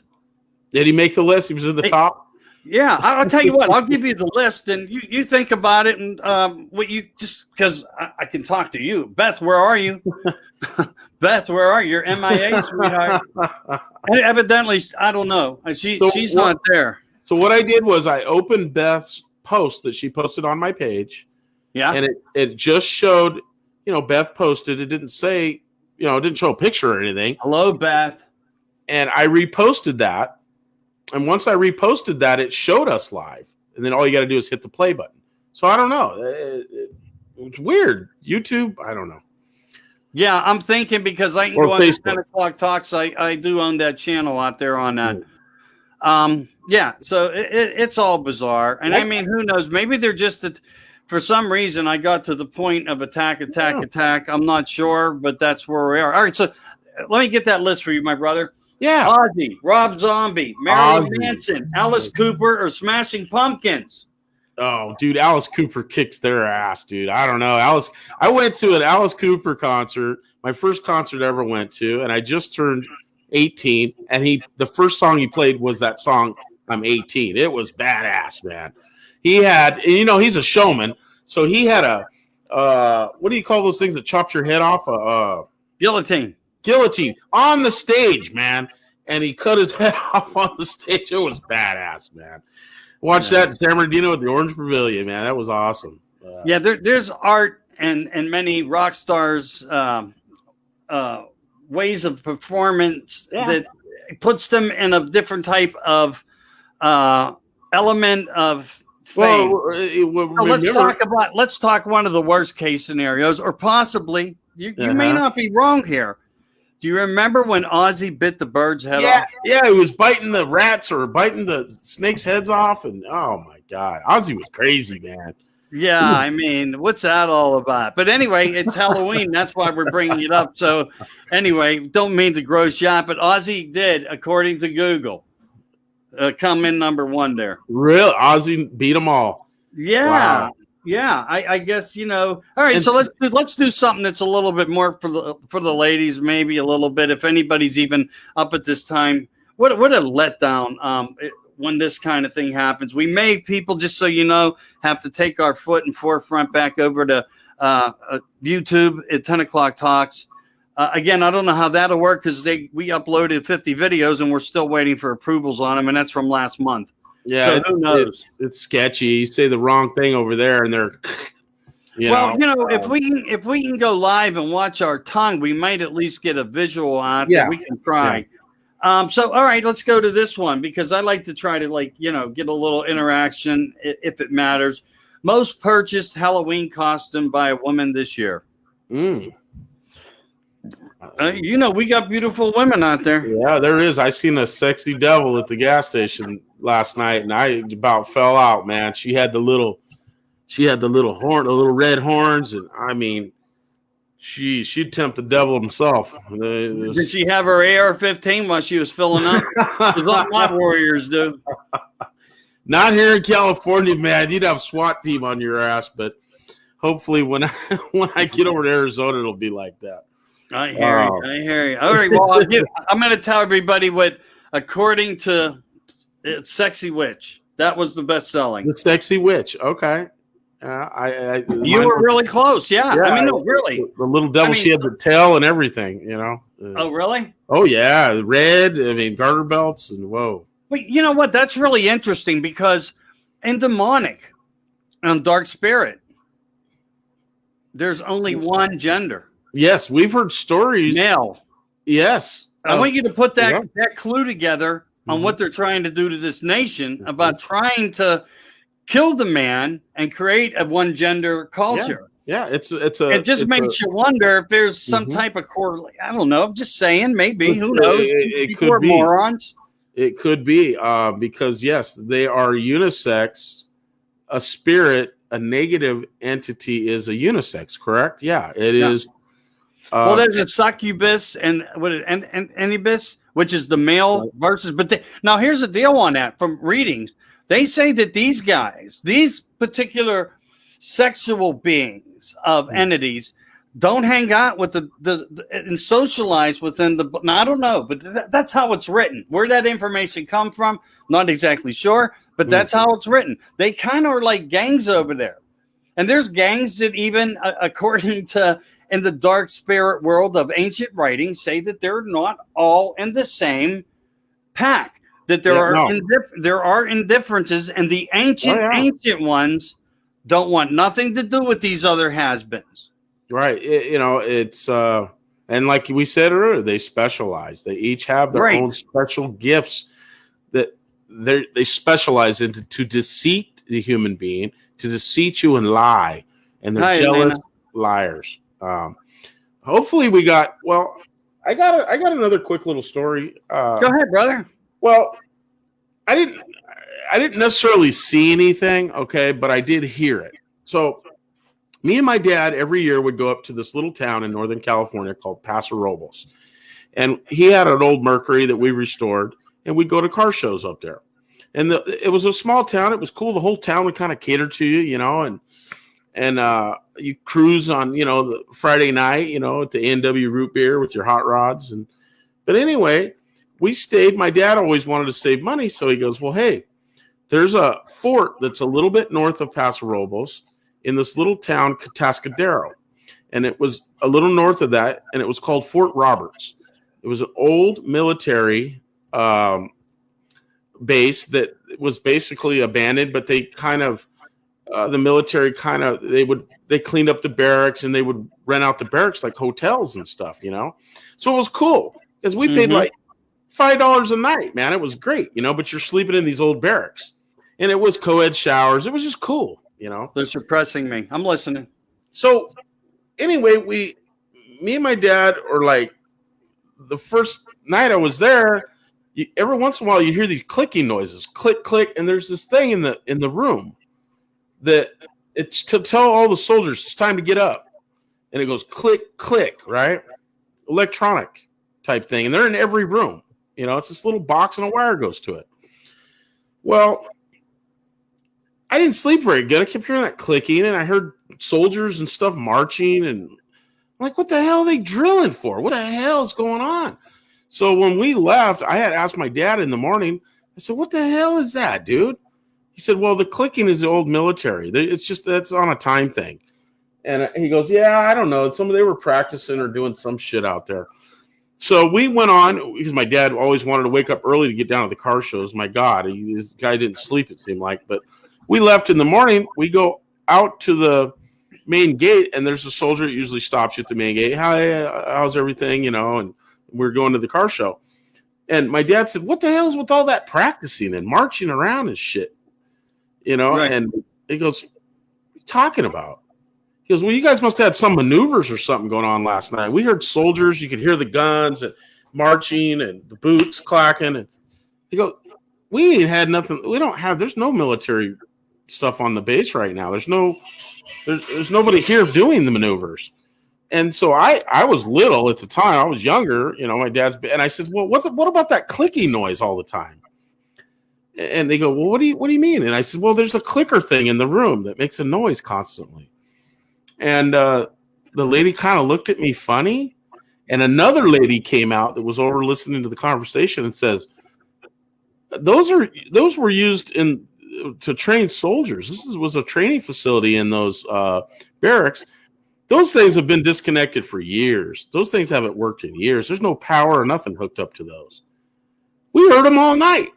In fact, other guests that stayed there, I asked them, and they said, yeah, we heard them all night too. It goes click, click. I mean, loud, you know, it's like this little box. It's hard to describe, but so I did a little research later on, and I got older, and I guess that Fort Roberts is well known to be very haunted. They've seen a lot of stuff where on foggy days especially, they'll see troops, and these are troops for Vietnam era. So right. They weren't like, you know, ancient looking soldiers. They were, what it sounded like was, you know, where you see the troops all going together and singing their little hymns and moving.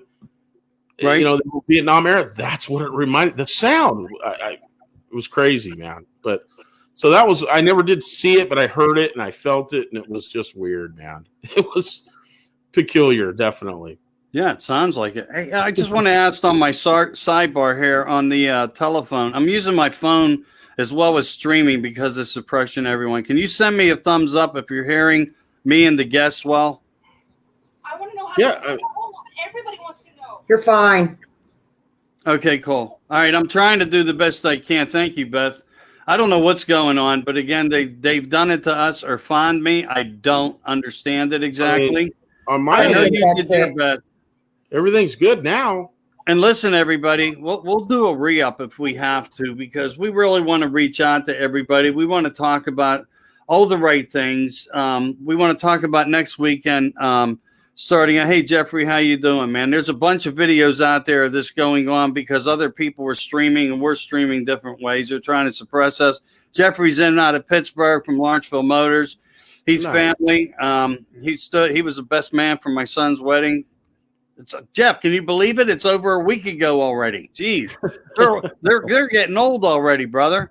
I'd wave to you, but I'll probably knock the phone over, so I won't do that. But thank you guys for coming in. Thank your people over there. Do what you need to do. Apologize for us. But yeah, tonight was our Hell-O-Ween dedication to Art Bell. Somewhere in the desert, kind of, so to speak, the legend, the radio icon, and he was that.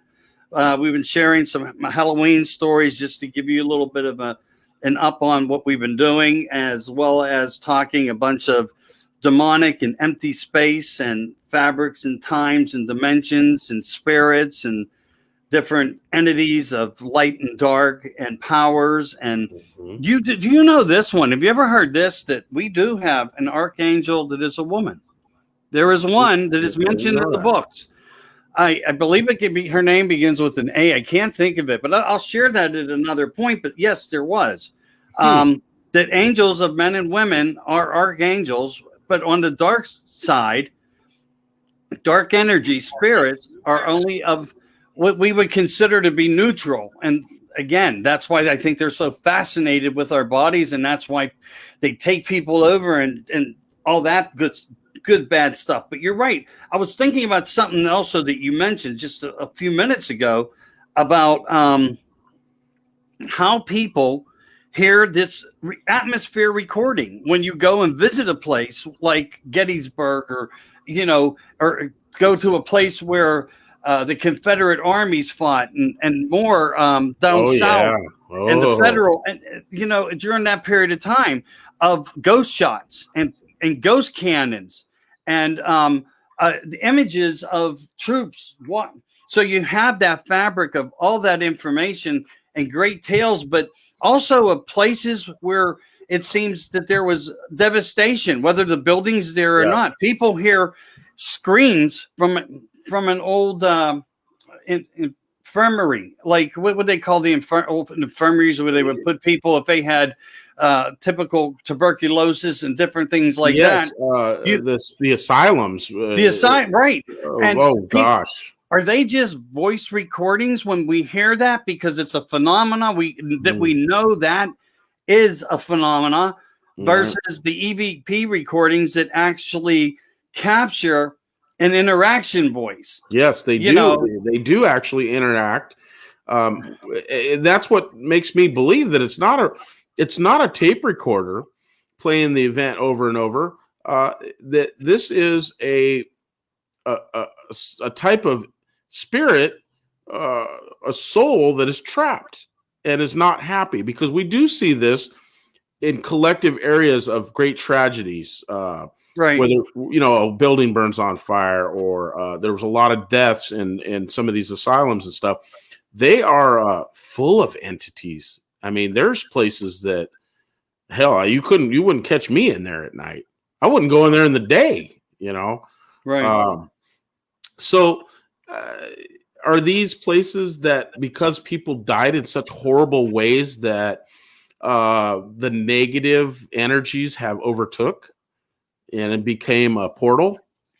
Possibly. I think the energy itself could create probably something, because again, we know energy does leave the body when it's done with its purpose and the time. It works that way. Have you ever seen those recordings where someone would die and a white orb would come out of their body and go through walls? I mean, there's several recordings if you look up on the internet. Yeah. And not only that, but they've weighed people at the moment of death. They actually lose. I forget how much it is. It's almost a pound or something, I think. Yeah. There is an indifference of something, but see that part there. I have a conflict of, because we know, and at that time, not to get gross, but the body also discharges. It relaxes, and it's just and of course that's why we rely now in a different mannerism of cleanup and preparation on body, and that's our way of when we lose somebody, of giving that point of respect. But yeah, I'm well aware of many documentaries that are out there that I think are more prudent even than a ghost show. And why I just brought that up, I had a question for Beth and you, and actually the audience. It doesn't really fall that way, but how many ghost shows do you think are out there? I want to give you, is there more than 1, 10? Is there more than 30? Is there more than 40? Just take a guess. There's a lot. I'm going to guess 30, man. I know you want to say 30 to 40. Comment? I'm going to say 30.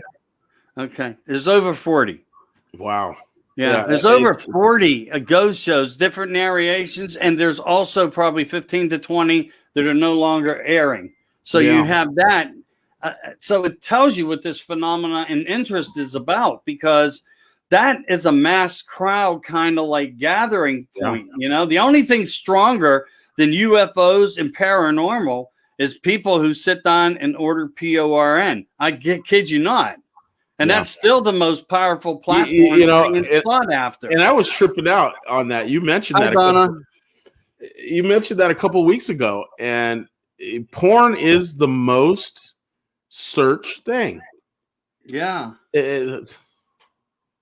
So do we Donna's making a comment just for 1 second. Yeah. When my mom passed, I actually seen her soul leave her body.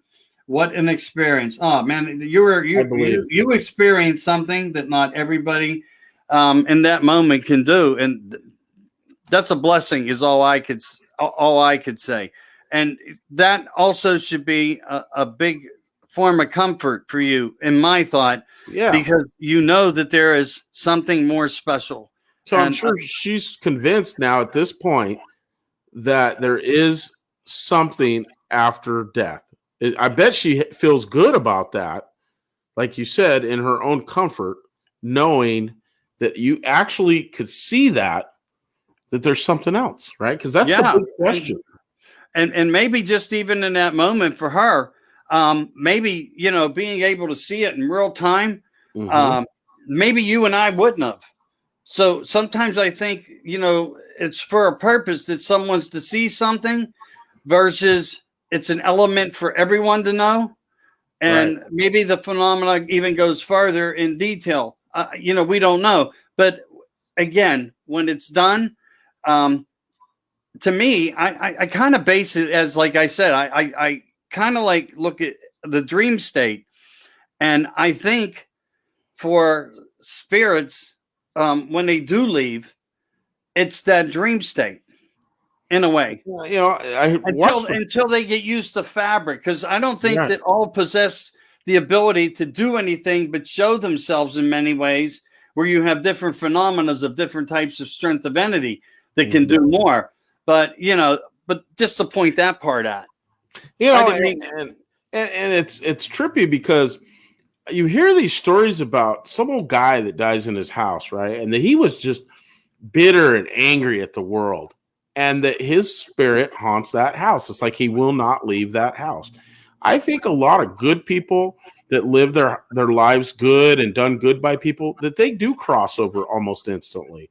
They might need help and they get guidance on the way. But I think some of these entities, these ghosts, will not leave. They will not leave. And these are what we see as these hauntings, because they refuse to go to the next light or the other life. Yeah, see, but those are the ones I don't really call hauntings. I just think that's the confusion state, know, but of some sort. Now, I don't know if they ever really get over it, or they get over it once they're helped, as we know that mediums and psychics can help them cross over. Right. And once they cross over, but there's always that third party that needs to be involved to help that sort of, manifest to work in some fashion. Probably the wrong choice of word there, but there's probably some that just refuse to leave. I know there's one story that this old man, I mean, literally when they took an EVP box in there, he was like, "Get out of my house." He refused to leave that house. He was territorial over the house. They were trying to do it. A lot of these events happen when you start doing construction or you start changing things in a house. And we see this over and over where someone goes in and they want to change the color and they change the bar and this and that in the house. And somebody that was in that house, they didn't want that. And they won't leave that house. That can become a poltergeist. That can become very problematic. And we have seen cases of that. But in general, I think most people cross over relatively. Like her mom, she was visualizing. She could see something physically leaving her mom. That is That's impressively rare. You don't hear that story a lot. I mean, no, I'm not saying that you don't hear it. We just talked about it, but it's mainly caught on what the naked eye can't see. Cameras pick it up, right, and give the verification. But for someone to see that in real time like that, that's highly impressive for sure. Without a doubt. Yes. Yeah, I know. Like you said, cameras have picked it up. We've seen in hospitals the people that work on the wards, the areas that people die a lot. Mm-hmm. A lot of these nurses come forward and said, "You won't believe some of the videos that we have. Is incredible stuff going through walls and there's whoa."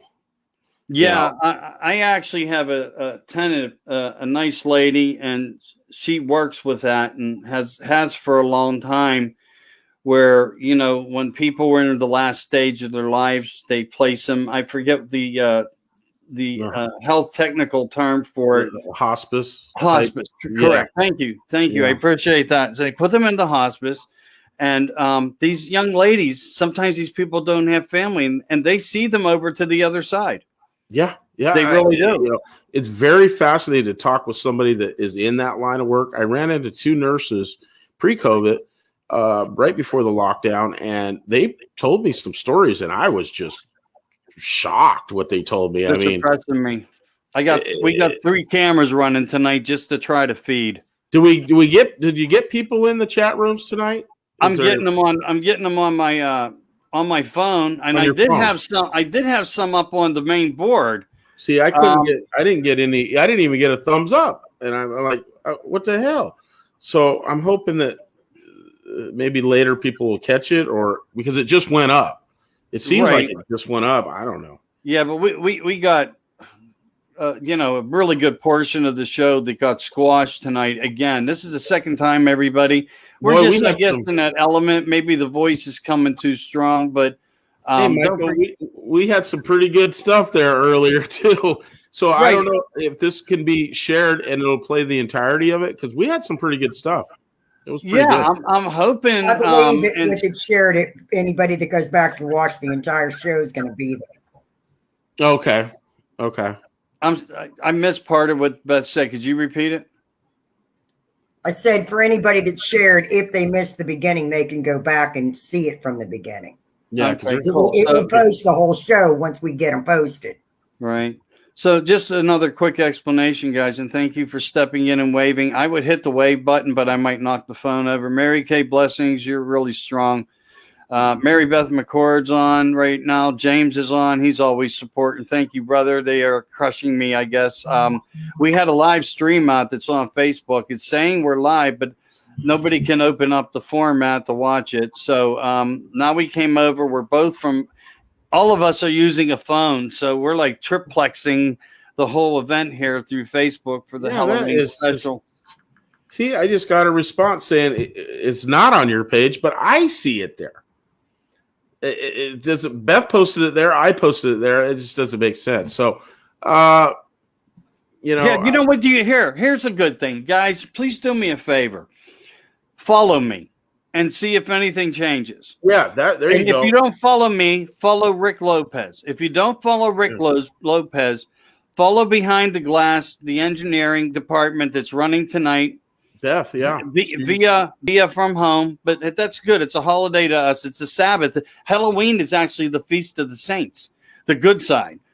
So it's how trick or treat got in place is another whole story we haven't gotten to yet, and that's because we're all aggravated with this. But no, the truth is, please follow me. See if that makes a difference, and if it engages the video for some reason, I don't know why. But again, we're going to keep fighting the game. And we're going to keep being productive with information. We're going to do a lot of sharing. And I'll give you just a little heads up on where we are in case you're coming in again. We're looking at doing this process of what I call America Disclosing Uncensored. And that's going to be every Sunday night. So it's like a radio talk live show that you guys can be involved in with a format. We do take open lines. However, they're suppressing, so nobody even knows and we can't even share it. But from the East Coast to the West Coast and all throughout America and beyond, I am going to be your host again next week on November 7th. and our segment, as I told you, called America Disclosing Uncensored with Mr. Lopez and Beth McCord, which is a rock star. We'll also be having some outside help of sharers trying to keep the message and pushing the fight. We will be exposing and disclosing and discussing everything they don't tell you. We will unseal this vault, and we will uncover all the blackouts, redacted pages, and conspiracies on special programs, ufology, space programs, Antarctica, the hollow earth theory, the truth behind Bigfoot, the technologies and artifacts, testimonies, and deathbed testimonials on all facets of everything. It'll be strong information. It'll be a breakaway from a lot of things. But let me tell you this. As we enter into this conspiracy, you're living in one. And that's why we're going to get to the bottom of this. So make sure you join in every Sunday night. And we'll be on around 8:30 Eastern Standard Time. West Coast Pacific is 5:30. So it's a little bit earlier, and you might be able to catch it later. You have a different format to do that, but we appreciate you guys. We really want you to have input, be involved, bring your stories, share your news. We'll stay strong on a bunch of things, and please list your topics. If you could send us anything that interests you, or you want to just dot some things right now, please do it. We will reflect and we will give it its full attention. Also, I like to say, hey, if you don't know about Wildly Wild 21, please check it out. It's a phenomenal product made in America. It's another factor of how you can do some supplements to keep strong. And yeah, I am supporting it 110%. Charmaine Nugent, check her out, look her up.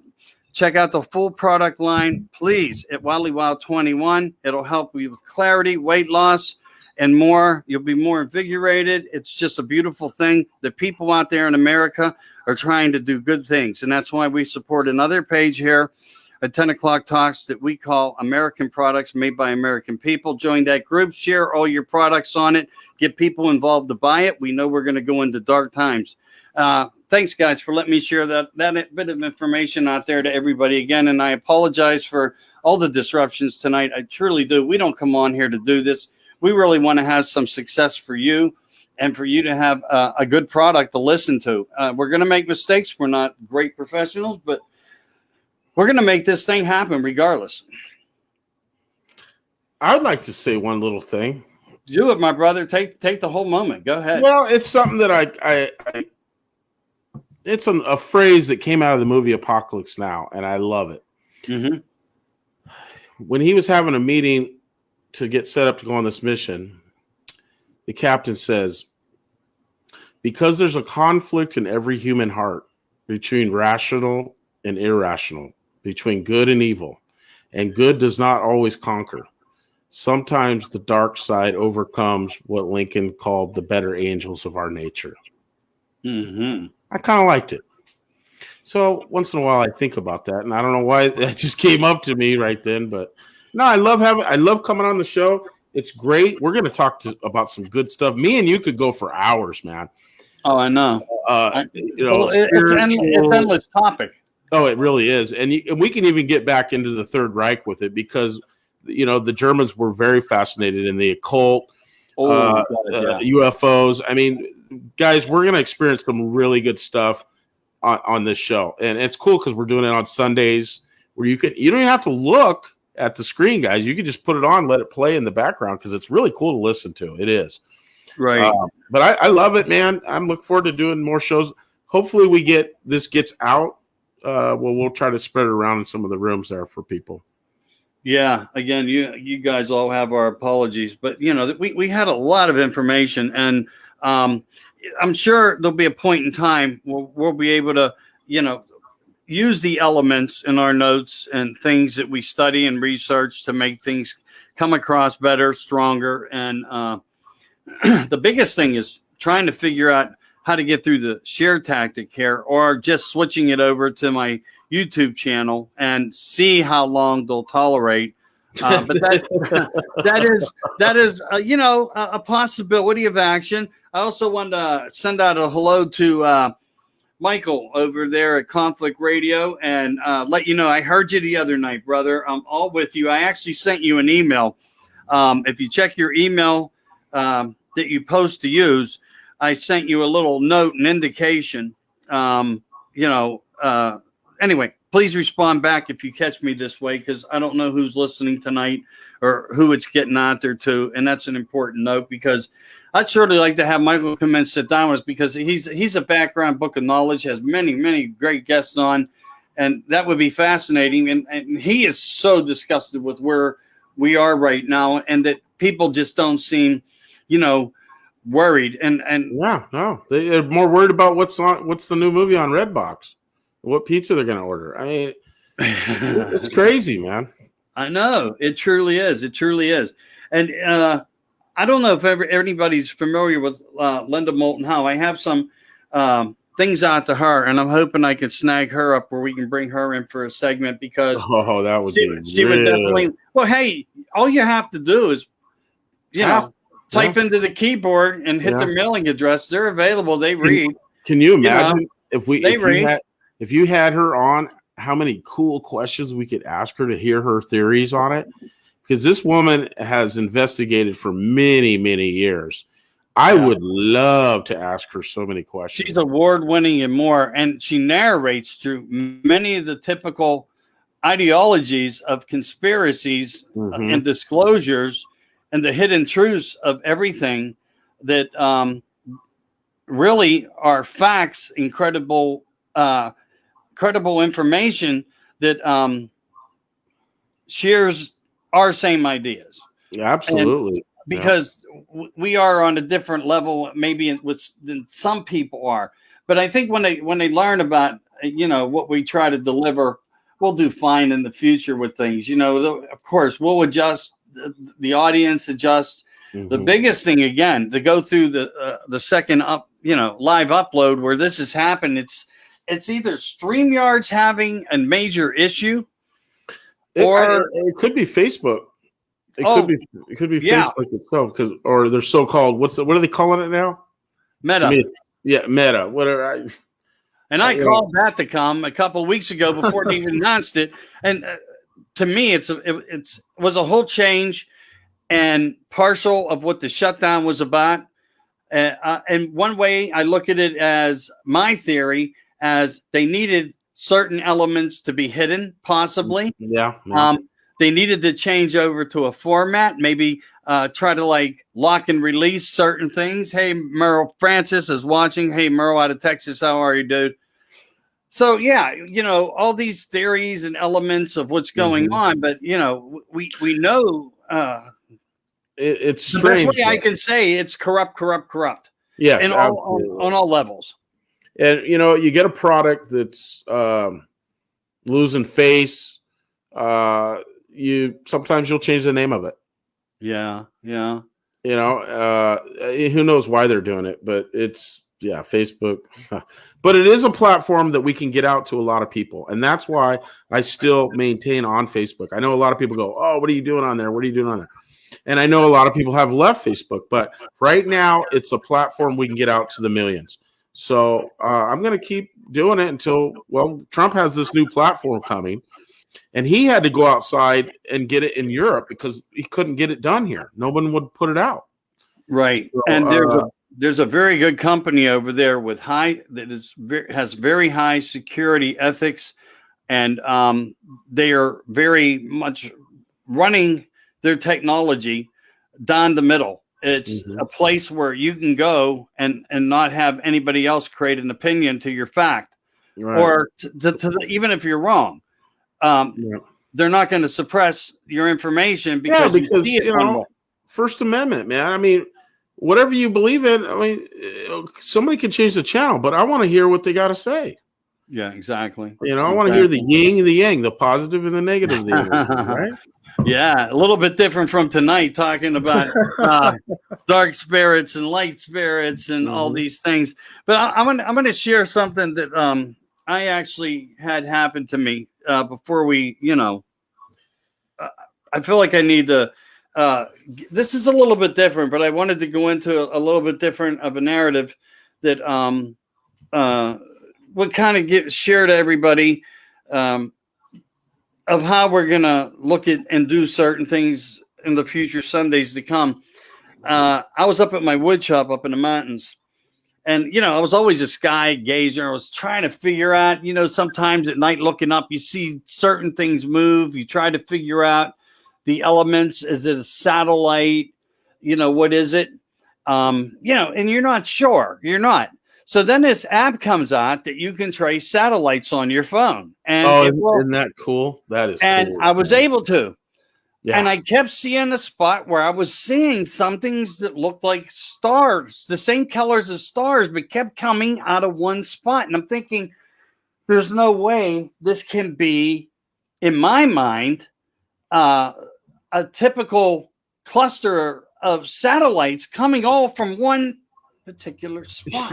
Yeah. So it fascinated me. So I learned to start looking up more and sitting outside and taking it in. And then I'd say, some time passed. And all of a sudden, I started seeing things that seemed like I would get like a large flash light, but it was like, boom, so fast to turn on and off.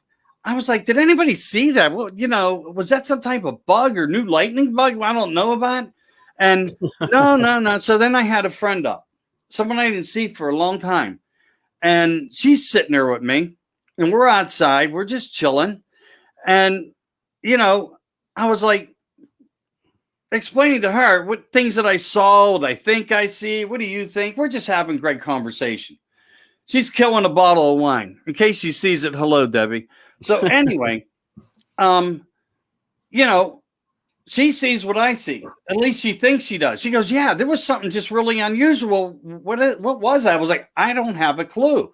And as fast as your eyes let you see it is as fast as it goes away. It's like, no, we're not going to let you see us, but something's there. And it drives you crazy because you're looking harder. And then you're looking at these things that shoot across the sky up there. They're up so high. And I know we do have really high, sophisticated metal planes that are designed different to knock friction off from upper atmosphere materials, as well stop them from burning up. These are special military planes. I look into all that stuff. I've studied them over the years. So then, at least I do what I can to understand the theory of it all. So anyway, one night, it goes beyond that. It's really cool. And it blew me away. It really did. And at one point, I think I was nervous. At one point, I think maybe I was scared, honestly. I'm 62 now. This is only within the past year or two. So I'm sitting outside with a fire by myself, normally, because that's what I do. And I decided, I don't even know why, but we get a lot of bears. So I bring out the big floodlight. And I'm sitting there with the floodlight and I'm aiming it onto the pasture and I'm seeing all the deer. And, every once in a while I hear strange noises. And you're hearing like howlings, and they're not coyote howlings. So, I hear these things, and you try to put it together. I'm not freaked. I'm used to it for 11 years doing it up there. But you're hearing it. Yeah, and 30 years before it down on the farm, which was only right behind the main property that I'm on now. And I'm sitting there. So I decide to myself, for no reason, I thought I saw this flick. As fast as it happens. And it was like, it's like this, dude. Check it out. Because I don't know any other way to describe this. And I'm going to try to do it where I aim to the phone. So say it's like it turns on, it goes like this and comes back and closes. It's like an open, closed thing. Wow. It's so freaking fast. I get my light. And you got to, it's not just one click to get it to a place or a high and low. It's like click, click, click, click, click, click, because it's also got that radiant red infrared lighting. Yeah. So I'm going click. I'm going through all the clicks. I must have been sending an SOS. I'm doing all this. And out of the blue, right off to the side. Now, my garage, where I'm sitting here, there's a fire where you are 10 feet in front of me, maybe less. And it's pretty big. It's warm. I feel it. I know it. I remember it. Wow, that was hard to say. But anyway, I'm doing this. Off to the left of me, right before my garages, in front where I carve, out of the blue, I get this big dominant light, roundish light, and it didn't do this no more, where it was in the fabric of like that fast, where you knew it was there, but as fast as it was, your eyes couldn't even, did I just see that? And that's, to me, is like contact, intelligent contact. Now I'm sitting there. I go through this 4 times, then I start yelling. And I think that was the fear factor, maybe, or the nervousness. Like, what the fuck? So here, I'm like, dudes, get over here. Come here. And as they come, and I'm flickering, and I know what I saw. Oh, you might have. I don't know what I saw. Was it ours? Was it theirs? Right. It was contacted somehow, something, and I never heard a thing. It responded to your flashing that light, though. It did. It did. Now I'm going to go back a little further, and this is probably another interesting factor. I have a daughter now. She's actually has a ghost show thing that she does on YouTube and stuff, and she's really fascinated with stuff. And I think this is part of her impression and footstep into a lot of this stuff, like what we're talking about. That she's following my footsteps, making her own. It's called Classic Adventures. She's got hoodies, hats, all this stuff, really cool stuff. Anyway, she's got all the toys. But she's about 11 years old at the time, and I think it was like 2009. Thinking it was around 2009. So she's a young girl.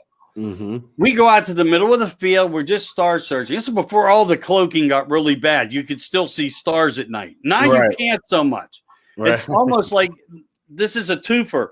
They're hiding stuff from us by doing this, and they're claiming it's climate control in another way. And I really kind of believe there's a fabric of both of these things going on, why they're doing what they're doing in a certain fashion.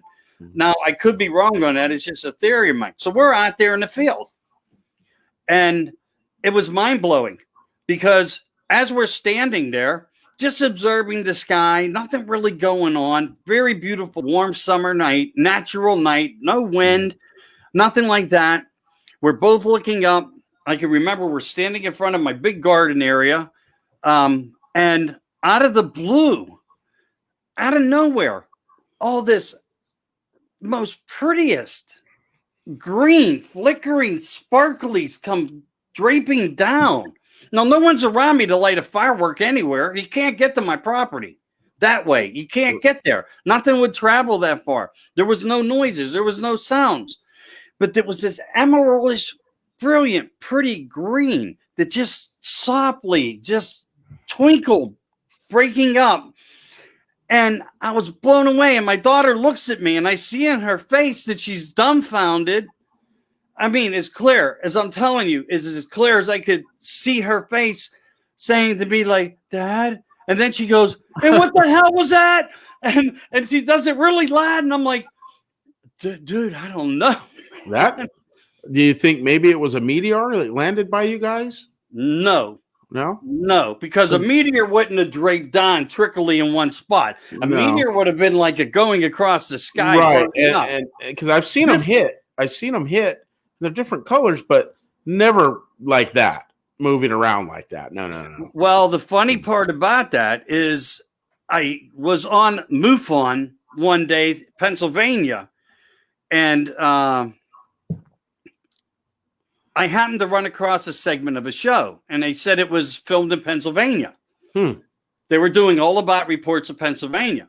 So I tracked it down, got it through YouTube, was able to watch the segment.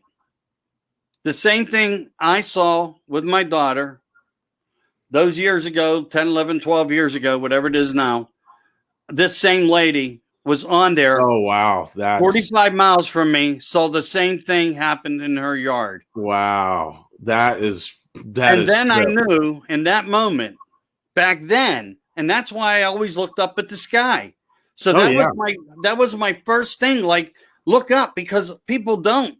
And the reason, people don't. Well, the ancients did. You know, they would always stars. They would always look up at the cosmos and gaze.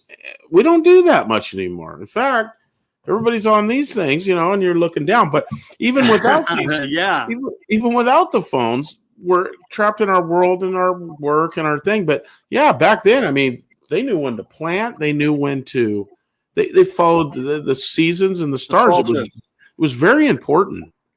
Yeah, and they caught first lights by how they built buildings and different things, by how the light from the sun came in, and that was the dialogue of the clock. But which even makes it more fascinating on the other spiritual side of enlightenment of who we really are in the eyes of God, and him making us an element of his presence. As he said, I make man as an image of my own, of who I am, which I think is not actually who we are looking at now, but it's this light of energy and energy of your soul.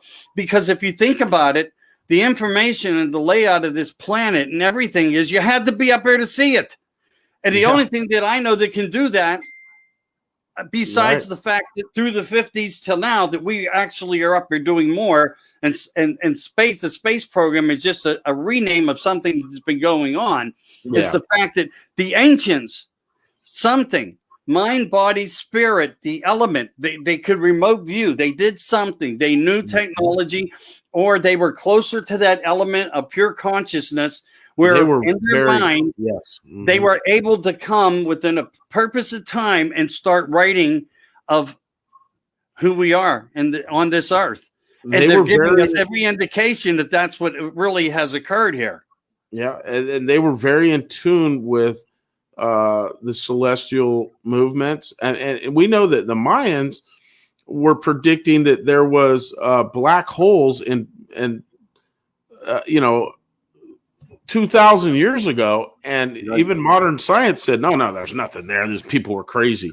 And recently, within the last couple of years, they go, when these new telescopes and technology, they go, what the hell? It's really there. They weren't crazy. Well, for those people to be that in tune with it, they had some kind of interaction with something. But they did spend a lot of time studying the cosmos, and we've only came, if you look back, heck, we're only a few years ago, 150 years ago, we didn't have all this stuff. We've grown that much in that short period of time.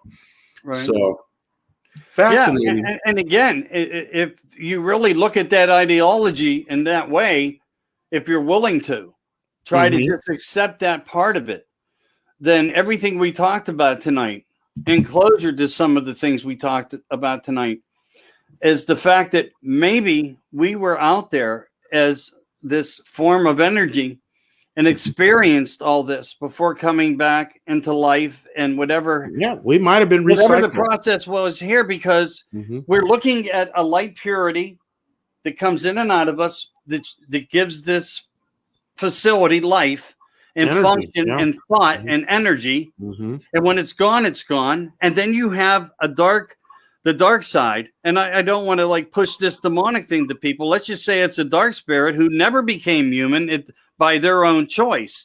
They didn't want to support that fabric, which caused the creation of war and caused their own demise of where they were placed by the archangels, as far as that battle of the legions of light and the angels, it tells us that every possibility, without a doubt, it correlates and it connects to this physical form of energy, could have possibly done it, seen everything in the universe, and then comes here and decides that they want some type of, however we are, and a further creation with our energies, give us our Homo sapien sapien type of humanity, of physical being. And to go further, when you have a source of what's known as a spiritual, who were a light being, the fallen angels, who then became dark, and we created the demonic version of the dark, who were entering bodies that were having babies of giants and more, which we're going to get really in depth to, and the Anunnaki. There's a lot of evidence of that too. Yeah, it tells you that something of this big picture connects to our being can be held by the millions in one hand, because that's how energy works.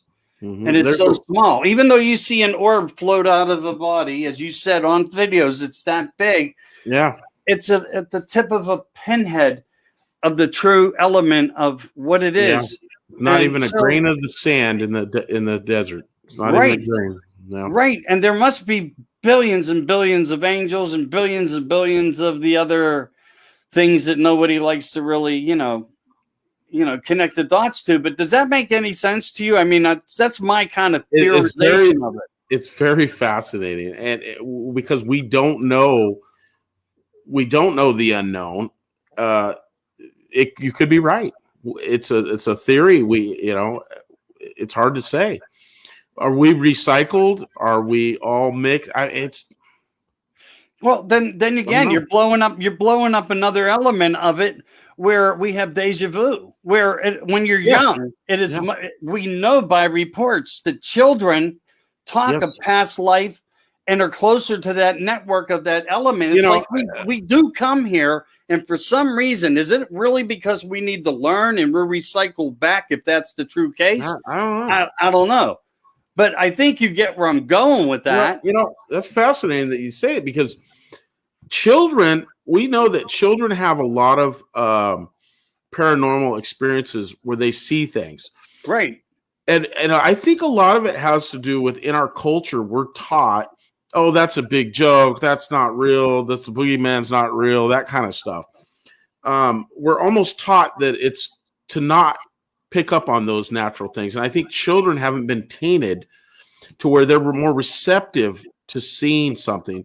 Dogs, cats. We know cats fascinate me because I don't own any cats, but my mother had this cat. We lived in this house that I thought was haunted, and that cat would just pick up on something, and you would see it, and it would follow it across the room. It's like these animals are seeing something in a different dimension that we can't see, that it's moving too fast, or I don't know.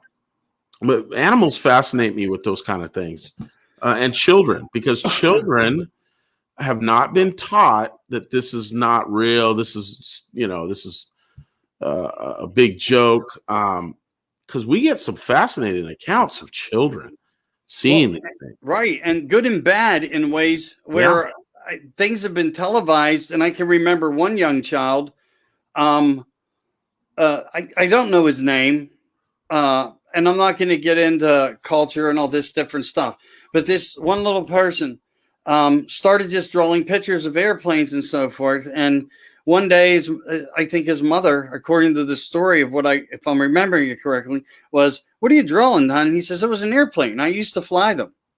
And she looked at him like, "Yes, no, you never did that." And, "Yeah, Mom, I did." That is fascinating. He gave the whole story, his name, everything, and they looked it up. They researched it, and click, click, boom. So how does somebody that never met a person at such a young age? These are things that are so fascinating that we just don't understand. The little girl, and I don't know if you remember the story, but it was an unsolved mystery years ago. And it was a little girl that would talk about her friend, Mr. Gordy. And Mr. Gordy would push her on the swings, and he would come visit her in the yard. And this went on for a long time. The parents started getting really concerned, but they thought, well, it's just an imaginary friend. She's just a child. Until there was another entity that would try to knock on the door and get in, and they didn't want it in, and she was scared. The little girl was scared to death of it. But it comes to find out, they did research on the house and the property, and there was a Mr. Gordy that lived there. So they put a little photo line up to her little girl, and the little girl's 6 years old. Yeah, and she picks it out, right? Oh, that's Mr. Gordy. Yeah. There's my friend. Now, if there's not something after this or some spirit, that is impossible, And I try to think of everything as common sense and probabilities. And when I hear cases like that, I mean, how do you discount that? Just a fascinating tale. Come to find out, her mother, as well as the daughter, are highly clairvoyant. They are, what do you call the people that are open to it? Mediums, sensitives? Yeah, they're sensitive. Yeah. And this is also, we find that this is passed down also hereditary. That story you told about your daughter, that's very fascinating. That thing that happened could have helped to steer her in the path that she's in, as well as, you're her father and you're into the conspiratorial and the unnormal and the unexplained.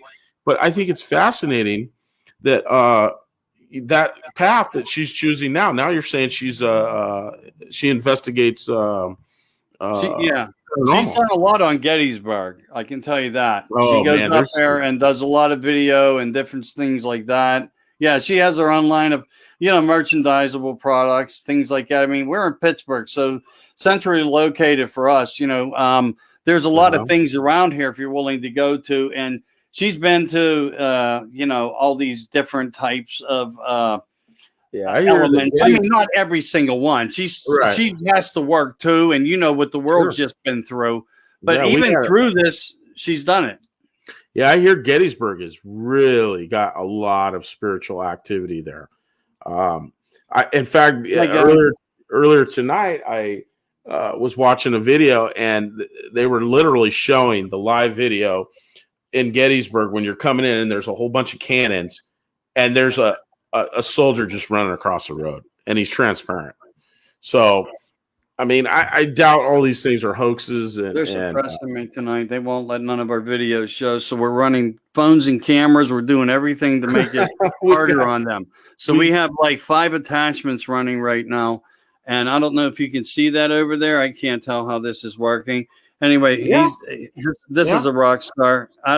From the East Coast all the way over to the West Coast. You can say hello to Rick and we're doing what we can. They're killing us. They killed the last 2 shows with us, and they're just fighting us tooth and nail. Anyway, thank you for understanding. And I do come out of Pittsburgh, Pennsylvania, and Rick Lopez, great guy with a lot of information. He's all the way out on the West Coast. So just to give you guys a head up, because I had some fresh people walk in. Wanted to share with them for a moment. Yeah, but isn't that fascinating, though? And there's always been that thought and theory, too, as far as how the young are closer to that point of entry. Yeah. And they have a better, and we lose it. I think it's taught out of us. I really do. I think that because of our society and, kids, making fun of the other kids and that whole concept where your parents are, hey, oh no, you're just having a bad dream. No, a lot of these kids are having interaction with unknown things. They haven't been taught that, and their minds are open to it. So and that's that third eye. That's that third eye element that I think where there's a significant power. And like some people say, that's part of sleep deprivation and paralysis and more. But are these children experiencing knowledge that they knew of? Because we know that when it comes to theories of the Hell-O-Ween nature and demons and the boogeyman and the man under your bed or the guy in the closet or the woman in black who just these could be fragments of information that's still planted, and for some reason in the elements of this world and energy, they touch them somehow, or their mind puts them into a different place. And that's that's why I say you have those issues of where you have reoccurring dreams where you're falling out of bed or worse, or you like me. I as a kid can remember where honestly I couldn't run in dreams. I would try to run. My friends all ran. Something bad's chasing us. And I don't have movement like I should. And we know in that fabric, it said without space and time in that area, that land of nothingness. And there is a place that is there that's even described in ancient books. I felt like I was right in it. I felt like I was right in that because there was no control. And to me, that was like a nightmare. I would have preferred being able to fly like a bird in my dreams and come home, wake up in the morning with my arms being sore, saying I flew all night. People can astral project too in that nature. And they say that they felt like they became a bird. They would wake up with stiffness and soreness. So there's more calculations of people's testimonies that way even. So it's a huge table of information. It's just people need to kind of like correlate, connect dots for themselves, understand maybe what works for them or what doesn't work for them as far as what they want to believe. But well, and if you open yourself up to the unexplained, and you don't necessarily have to believe it, but you can open yourself up to it. Sure. Instead of being taught or what you've taught that this does not exist, this does not exist, you're crazy. If you can open yourself up to it, and I think that's what guys like, a lot of your audience and we have, that we open ourselves up to, hey, this is a possibility because we don't know. I try to keep an open mind instead of a closed mind. I think children, a lot of the reason they have those accounts is because they haven't been taught yet that this is phony, the goose and goblins and the witches flying on brooms. And I think fascinating. And maybe, just maybe, what I like the path you're going here, and the information that we know when it comes and with pertaining to the military-industrial complex and the deep state and all these different projects and so forth, where they actually use children for remote viewings and more. Oh yes, and now the ideology, ideology input. Right. Of how they're teaching kids in a path of a different manner. And we know that everything in their beliefs in reverse are just nothing less than disturbing, of course. And they're creating this disturbing element for them, taking them into a different narrative. And to me, it correlates a little bit all of a structure, not of a structure that we agree with, of people of morals and good common sense. But to me, this whole negativity thing, as they put out, of disruption, is trying to guide them in a pathway that is equal to them, in a platform for them to, as an acceptance to their side of how they narrate us through all this ideology of negative immoral acts and just. I want to swear here, so take over. Well, it's almost like teaching an old dog a new trick. Hey, how you guys doing? If you can get a fresh brain, a young child, you can mold that. And I wouldn't be surprised that in some deep secret place somewhere, they've grown humans that just live in one room.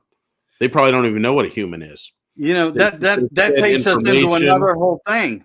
It does. All this information that people were describing, these unusual things that people were starting to see out there. And, we are evolving. I know Art Bell called it the quickening. Yeah. And we know that what we are seeing as a human race, we are speeding up. I was always fascinated with those shows when they talk about that our metabolisms and our systems are actually speeding up. They've actually registered it. They say a cat's metabolism is really fast. It's thinking and everything. And maybe that's why they can see some of these entities. There was a guy that he had on called Thunder Strikes, and he talked about that, shadow people, about having an eye on, you have an eye on each hand and back of your head and different parts of your body. And that you're able to pick up these elements as we're getting more sped up as a human race. We're seeing more of these shadow people, these entities, these flashes. And it could be because we are evolving into it and we're able to see more of it. It's a fascinating theory. Yeah, or the fabric is that we're just, for some reason, on how the universe works, in many ways, that we're just closer to that side. Or closer to that right side. Now. Yes. And then you have theories of our energies, our way of thinking. We might be drawing them in as well. So, I agree on the speed of things, because if you go back into the books, how long people did live, the legends of the books that describe the ages and numbers, it wasn't, everybody didn't live that long, but there was some things like that also shared amongst a lot of people. And I just got a really big message. So let me just check. I dream all the time. I am separate from others, lost, alone, searching for people I know. I wake still searching. That is what I dream a lot of nights. This has gone on since I was born. And I have to click it because I can't see it all. Okay. All right. Where was I? I can see things before they happen. All right. That's really incredible because I'm going to share something with you. And this is true. And I have witnesses to the fact of it. I talk about this repeatedly to people, and I may have mentioned to you, I don't know if I have yet, but in my other shows, I tell everybody about this gut feeling because I take this to a different level when I describe it because I don't get into what this young lady, Barb, is just telling me. I can be at work or been at work at any given time in my life or took a new job, and you run across something where they're like, well, we hired you, but all right, I get it. I never seen it before. I never touched it before.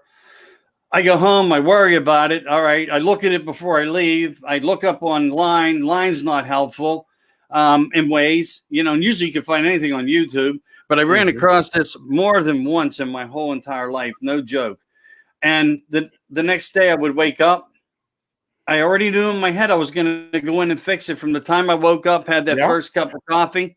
Went to walk down because I didn't like to drive into downtown Pittsburgh to the big old churches and stuff because I took care of church preservations. And I would go on these big machines, boiler machines and Honeywell and all these, never touch them before a day in my life. And then I get certified with them in a week and I never even studied them. Because I would fix them and I would resegregate all the powers and waters and steam throughout all the historical features of the church, But you know what? At night when you were sleeping, your brain wasn't sleeping. Your brain was working. Downloading. Your brain was working. I'm a mechanic, and I'll have an issue with a car that I can't figure out. And at the end of the day, I'll go home, maybe think about it a little bit before I go to bed. When I wake up the next day and go to work, I'll fix it right away. Exactly me. And that's with everything I touch. That's the weird part. I picked up a chainsaw. I'm not an artist. I can't even write my name straight. And I make stuff like this. What a trip. And I never did it before. And every time I want to learn how to do more, I set my brain, and it's like someone comes and tells me how to do it. I'm not an artist. Like you said, a download almost. Now, this gal that made this comment is having these particular type of dreams. Your dreams are very, very connected to your everyday life. That, in fact, they're finding out now with more research that the dreams, a dream state or being awake, it's not that far apart. It really isn't. Your heart goes to rest, and this area in your brain relaxes because your heart is a muscle. It needs to rest in your body. But as far as the activity of the brain, your brain continues to think. We don't stop thinking. So I think that there's something to that. I think that she should, something might be telling her. What do you think, Michael? Do you think something's telling her? I think in a way that she's sensitive, she's intuitive. I think she is somehow remote viewing maybe a time this is, I'm not an expert here. But again, since as long as she can remember, you may be reliving part of a past life of even how you died. And I don't want to say that in a negative way. It's a good thing. Think about this. Past life regressions and hypnotizing and then doing the homework and finding out every word that come out of someone's mind, mouth, out of hypnosis was validated beyond any doubt. So maybe you just need to, in my mind, and again, I'm not no expert here, look at the thought patterns of and keep the facts of all the most purposeful memories that you have, and maybe you'll be able to navigate through it or contact somebody that but believe me, there's a big hoax system out there for sure. And to me, I'm intuitive on how I pick up whether I'm sitting across from somebody, and I think we all go through this. you can sit there and say, "Oh, this guy's just going to be a troublemaker tonight." Yeah, He winds up being yes. the party drunk and troublemaker. Yeah. So Mhm. use your thoughts that way, but I would say there's a message in it somewhere. I I really would. agree. I agree, and I also can tell you that with some practice, I have been fortunate enough to learn that how to do it. And it's, as some people go, "Wow, I don't know how you can do that," and there's other people like me. I can actually, in a dream, completely tell myself, "Oh, it's just a dream," and I can kind of change things, and I go into other dreams. It's a technique that I learned years ago, and I learned it from the Art Bell show, actually, from one of the callers that he had, not callers, but a guest. But I've learned to separate to where when something bad would happen to me in a dream, because we've all had night terrors, bad dreams. But I've learned to just go, "Hey, wait a second. It's just a dream. Oh, okay. My car's still there. No one stole it. No one shot me when I went down there. I'm in a dream. Oh, okay." And I go back to sleeping into another dream. So there is ways to practice to be able to kind of control your dream. And maybe she needs to do some practicing, or a message that someone has given her. This could be an external message that's being sent to her. And only time she picks it up is when she's relaxed enough in her dream state to pick up on those receptors. Because we know that our body's full of them. We got 1 million cells in our body. Right. You take the cells out of the body and put them on a petri dish next to the body. Those things still communicate with the body. It's a fact. That's why they know how to do nerve blocks and everything. You're absolutely right. They know the patterns of how the body works. And even me, I'm one of these guys, like, where she's sharing this part, and maybe she's intuitive, or maybe I am. I've never sat with anybody of experience that actually could pinpoint me as a person, but I know before it, and I talk about it. And even if you go into my show program formats, I said things that took 9-10 months for people to come out on big platform shows to say about where we would be, how we would be. And one of the most fascinating things, but it's a scare thing to me in a way too. I don't fear going to sleep. But part of my problem and issue I do at times, there's times I'm perfectly fine, but there's many times I'm not. And I just had this conversation over the last 2 days with somebody. Now we're getting into a colder element, and I don't know why. Hell-O-Ween? No, I'm not going to blame it on that. But I dream a lot about people that are dead.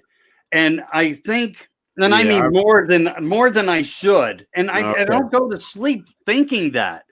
I don't go to sleep thinking this show, because most of the time I'm not talking about this topic, even though it's fascinating to me. And most of my history, even though I love disclosing and researching and busting these people and trying to support America, because that's just my personality of me, but it's my education of disclosure and all the narratives and facts that I've learned over the years, because conspiracy theorists put this out there. But it's the fact that I'm wondering in my mind if this is just the communication to tell me that these are souls are with me, providing somehow, and I don't know it. I mean, I see my father a lot. I very little ever see my mother, and I think that's because of a thing. Okay, I'll just say that. I believe that these people are with you. I believe that part of their soul spirit, their energy, is with you. They're your protectors. In fact, we all know that we're going to live. We're born, we die. Are they waiting for us? Very possible.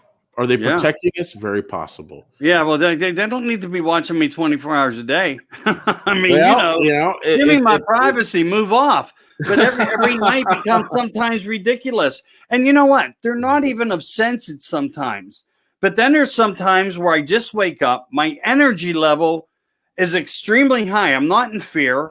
I didn't take it as a bad dream, but I know I need to just get out of bed. It's 3:30 in the morning and I need to go work. And that's what I come and I do. People don't realize, in many ways, the time and of what it takes to keep up with everything and trying to support a lot of people. And when you do this, you hear from many, many people in numbers to just wish you good luck, Sometimes they have a 2-letter something Brandon going on to me because they don't like the fact that I see things different than them, although it's always their right to choose what they want. I'm not forcing it down your throat. I'm just a support platform for what I feel is right in the protection of children. And I've said that since 2 years ago almost now. This is going to come down to the children, and this is exactly what it's come down to. 20% now is 100% of the future of the kids. Yeah. Oh, yeah. So, what's happening now will affect later on. And people go, well, no. What's happening, they're molding our children in these schools and universities, and this will be the future. What they are learning now. And we're in a bad place because they're teaching us that our beginnings were evil. So, yeah.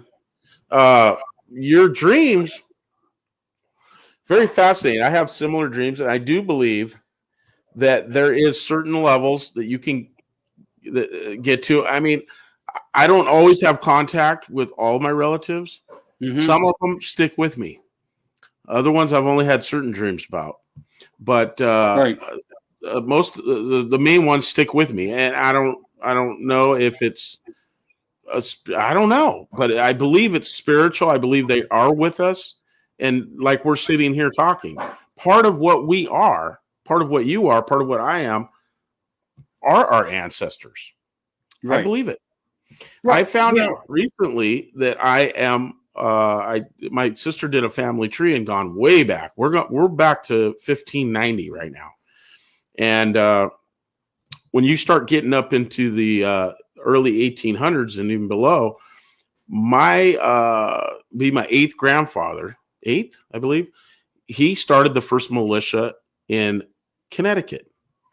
He was a revolutionary. In fact, he had was the first person to England to be executed on sight. They never caught him, but it's kind of in your blood.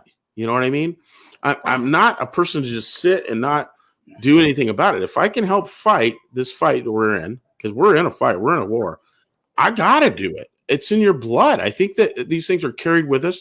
I think that your great-great-grandmothers, your great-great-grandfather, I think they're with us. I think they're in our souls in a way. I really do. Well, they in a way are our creators. I mean, and there's a chain of every person up till now that made us who we are. Yeah. It's like the levels, to get us where we're evolved to. Right. I see that more so, though, when it comes to the physical element of our bodies, but not the spiritual. I think that comes with it in a different way. Yeah. There's a division there. And one way, you look at him and say, oh, he's a picture of his father. He's a picture, or she's a picture of her third grandmother back. My God, you put them both next to each other right now in their wedding pictures, they look like twins. But that's not exactly the same scenario of how the spirit body, which is basically an invisible fragment of energy, and then there's you, who is the physical fragment of the energy, who is a solid. So, you have that separation. We're going to have to blow your minds, people. I have 5 people on my side watching. Plus, I know some are there. I think Beth fell asleep of boredom. Hi, Beth. You're going to see her head pop up in a minute and say, I'm still here. I'm still here. I'm sure she's disappointed when you put out as many shares as we got out tonight. And they weren't even allowing people to open the links. And that's what happened tonight, ladies and gentlemen. So I think they came on later on. I think we got the post out there later on but are you seeing some action out there? Because mostly they're even my folks are plugging into on your page. It doesn't seem to be going through on my page, and that could be Facebook. I don't know. It's weird, man. Yeah, I'm getting really a lot strange. of groups that have accepted. There she is. Her head popped up. So because sometimes it takes a while for some of them to accept. Let me see how I'm doing over here. I hope we're not driving any of you guys crazy out there watching and listening, but I appreciate you for coming in. I really do. Thank you so much. It doesn't matter if there's 1, 2, 3, 4, and 5 here. If you enjoy the element of just information, Yeah, we like it. it's what it is. It's good, and it's fun to share and talk. And I have never told anyone this before. Are you referring to what you just shared with us, Barb? Or could you be more clear there? Because I'm not going to mention your last name. I'll just refer to you as Barb. Is there something you wanted to add to it?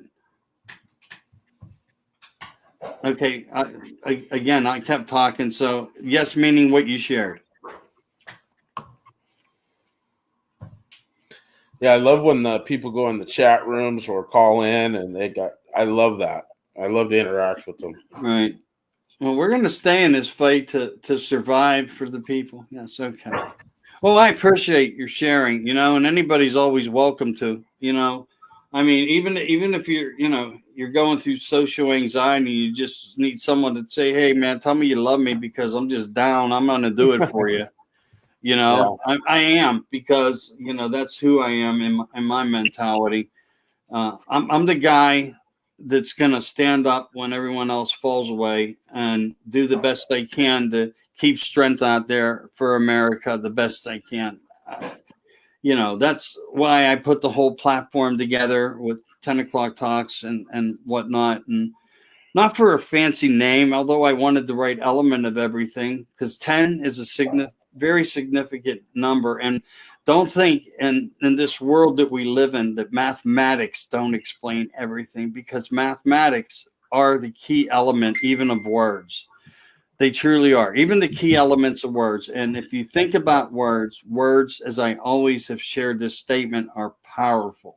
They can be derogatory, inflammatory. You put all these different narratives together. They can be positive. They can be prayer. They can be laughter. It's all in how it's used. And there's a science behind it to math that makes it that way. If you really think about any language, it's just the greatest thing that so many words say so many things. And we can store all this information and we learn how to release it from thought. So suppression to me is when they anger you here and you feel it in your chest. And that's the true suppression. When they freedom of speech, it no longer exists. That's not the true fact in my mind. The true fact in my mind is they're trying to shut my body down by working on my mind. They're trying to condition my mind, to suppress my mind from working. I'm not going to give anybody the benefit of the doubt to have that over me, not by any means. If they do choose somehow to 86 me all the way, well, then, I did the best I can. I'll try to figure out another way to come back. But so it's like we talked about that, where, let's say 20 years from now or 30 years from now, your great grandkids are saying, well, what did grandpa do when all that crazy stuff happened and they tried to take over the country and all that evil came? Well, no, he didn't do anything. He was just no. I'm gonna be remembered that I fought, at least, even if I go down and I'm the last one. I'm not gonna give up, man. Right. There's a certain element to me that it's not because I sit here and use this thing here, which is whoop. I'm sorry, guys. I'm sorry, guys. It's not about a microphone. It's bigger than a microphone. It's bigger than a microphone here. It's not about this thing. That's what I was trying to show you guys, but I forgot that I had that device leaning there. It's not. It's a physical thing of a difference that I'm not going to get into here. And I'm hoping to God we never have to go into that element. But again, my biggest fear is the fact that these people are not going to give up if we win in 2022 or 2024 and put their hands up and say, okay, you can arrest me now for all the wrongdoing I did. Nah, it ain't happening. No. Remember this. It's not happening. We have not seen the worst. If our founding fathers, when the worst comes, America is going to be a place of darkness that's going to be much more difficult than you want to face and understand. And that's what I call a gut feeling that I'm not going to share why I feel that way. But that's what comes out of here that I say. But you think about the logic there. It's all about logic. And that scares me. And it doesn't scare me in a physical way, although I don't want that element. But it's because there's people out there that deserve and don't deserve this. And they deserve a life, a good loving life and longevity and family values and good things. And you have the elements of this that I'm telling you, these people are not going to go down without catastrophic. Catastrophic situation. In fact, they're very desperate right now. They're like an animal cornered, and they're clawing, but they're given every bit of energy to do what they want to do here. And a lot of people are waking up. I don't think their plans with this whole COVID and lockdown and takeover has worked exactly the way they want it. Because we're not going to go down without a fight, and there's a lot of us. But we might see, like Michael just said, a long time of darkness. I agree with you. My gut feeling is telling me that. I think we will prevail in the end, but I think it's going to be many years. And life, as we knew this country, growing up with the family and barbecues and all that fun stuff, birthday party and all that, I don't think that's going to be around. I think we're going to see a lot of darkness. Yeah, I really believe that. It's very sad. Barb says she's 75 years old. I know that she would know how long gone. I will die fighting. Okay, I get what you were saying. Don't worry about the language there. That's all good. It's and I feel the same way. But again, we're going to be pressured, and children are going to be pressured, and I think we're going to see devastating issues of consequence. Keep in mind one thing: when they all went today, and they stood over there in their little meeting place, and they were all watching the big special screening of what their mission was by Mr. Global to them. Was a message of what to do next. And if that doesn't tell you enough on where we're going, and they're prepared to go all the way against us here, by what you can read and indicate, please go on my page and look for that video. And I also want you to look at one other thing and take this element in, because this scares me even more. It's not just these ships out there and the supplies. It's the fact many boats are now empty. The crews left them. And I don't even know if there's products on these boats or if they're just empty containers. And why am I telling you that? I'd rather tell you that than tell you they're filled with military soldiers, because I don't know that that's true. I'm not going to tell you that they're full with illegals, because I doubt that's the case. They're flying them, and they're making other arrangements in mass numbers to try to protect every element of what's going on in their narrative. Whether it's the bill to vote, break America, it doesn't matter. But there's another element that we know that's going on, and information coming out of the European scientific community, that over in La Palm, Islands, Canary Islands, coast off Africa, there is a very big issue over there that's been occurring with a volcano. This volcano is in perfect alignment with the United States. In this video that I have up, that's been shared out, and plus the information came direct from this National Institute of Study, shows a geological grid of hits, of weaponry, of something hitting and creating an issue that set this off with beams. I'm talking about directional weaponry, energy weaponry. And I have a video that I like everybody to share. And I'm not trying to put this out there and say, be scared. That's not it.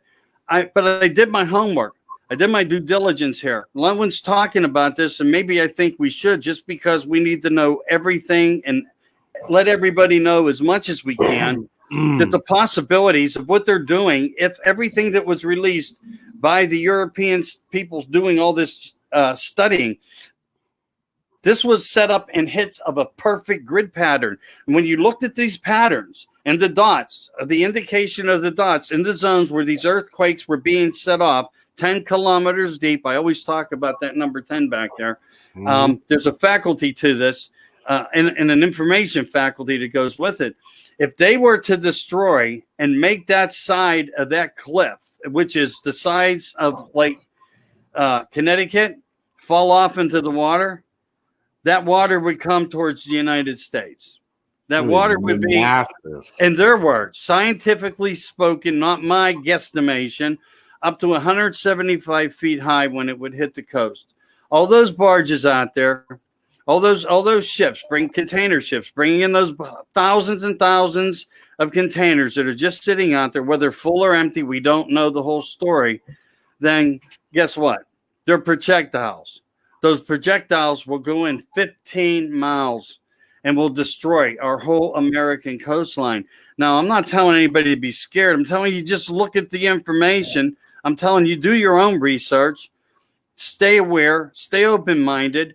I'm scared to tell you to move to the coast or to Florida right now because these would be the most devastating hits all the way up through Texas, all the way over to California. This water would come and plummet us, and a tsunami that would be of the magnitude of that they call 30 kilometers. So think about that. This information is out there. You can go right into, and there's instructions on how to find the information. Bring it up if it's not being blocked. Do the homework. Look on my page tonight before you even go to bed. It's only 10 minutes long. It's narrated with a voice box, okay, for a reason. Just like when I do Dr. Tenpenny and do anything with Von Bosch, I put everything through a voice box for it to be heard, to throw off the algorithm so they don't cancel me, because you're not even allowed to have them on your shows. So just look at that. I know it's a mind-blowing thing to end out a topic with, but honestly, we are being faced with something like that. And this may not just all be about the suppression of stopping the trucks, even though they're doing it in the meats. They're bringing in meats now that have been tampered with, and they're injecting this devil's juice into them. And most of us are the people. Most of us are the people that don't want this. We won't take it, so they're going to get us to ingest it. So somehow, this all works a party to digestive. It can be absorbed through the digestive system. It doesn't matter. It gets into the meat, just like all this climate control stuff up in the sky. When it all falls from the cloaking, all these particles are getting into the animals that are eating these grass-fed beef, all Angus. Not so good beef Angus anymore, but they're fighting their asses off down there to give us high quality. And the government's shutting them down, not allowing trucks to go. They're closing down packing markets right now. But I will say this, right now in Pittsburgh, Pennsylvania, speaking for us here, our Walmart stores and our Sam's Clubs and our bigger variety and food supply chains, and I don't know why, we're full to the tilt up here. Maybe because it's blue, maybe because our governor has been on their side, suppressing the informations on the vote, blocking everybody, firing everybody, and that's what's going on, just like everywhere else now. So, but when you take climate, all these particles, all these things, it's in our water. We don't even have filtration system. Imagine when they tell you how many nanoparticles are in that one little thing, how many billions of particles, and you can't even see them with the naked eye. How intelligent has our technology gotten? Boom, it's in you. It goes right through that little head on that needle. And it's not a conspiracy anymore, guys. They just announced this the other day that the nanoparticles will be in our foods. Right. It's just going to happen. It's happening. They're injecting it into to regenerate new seeds, and all seeds now are coming out of China. So the non-GMOs, and now you got to be really afraid here when it comes down to the longevity of this plan. They have all bases touched. Nobody's telling you that. I will. They're touched. Oh, yes. Genetic engineering. Yes. They have genetically tampered with the farming, everything we're eating. They've had their hands in it. It's very scary. Another thing that I wanted to just touch on, and I don't know if you heard about this, but there's a lot of talk about it, and I haven't done all the research, but I guess our sun is reaching a point where we're supposed to have these gnarly solar flares. Just had another one. and they said look up in the sky because they're going to start seeing different colors and stuff. But yeah, northern light colors. If one of these things strikes wrong, and this could happen anytime, but if you put some extra food aside, be prepared. If the electricity goes out, try to be prepared, especially if you're elderly, you live alone, where you can put some candles and some extra food, because if the grid in this country is very weak. It really is. It's not updated. It's all above ground. It's not underground. It's just really messed up. And this infrastructure is really not designed to help America anymore. Remember, you got breadcrumbs. They slapped you in your face. Mm-hmm. They gave you $1,400. They gave you $2,000. They gave you $600, and they're giving the illegals $450,000. Plus, they're giving them a free reign and full citizenship within 5 years. And we're fighting this thing. If it's a family member, if it's a family issue, you can get up to $1 million. Right. So, yeah. And they're going to create wealth and create middle class and lower, put you into a catastrophic situation of being poor because it's white rage, your white supremacy, and that's that ideology of attack. And they've used that reverse narrative back in the day. As far as how they worked with the black people of color, they did it, and I could get into all the proof of how they did it, but it had to do with Martin Luther King and the fact that at that time, black people, men and women, were getting jobs. We were on war fronts with them. They picked our people, if you want to say it that way, and I probably shouldn't, but they did pick up white people and carry them for medical help and more. They went up in planes. Some of the best fighter pilots we ever had were the black fighting pilots. They truly were. They were devastating. You didn't want to go up against these guys.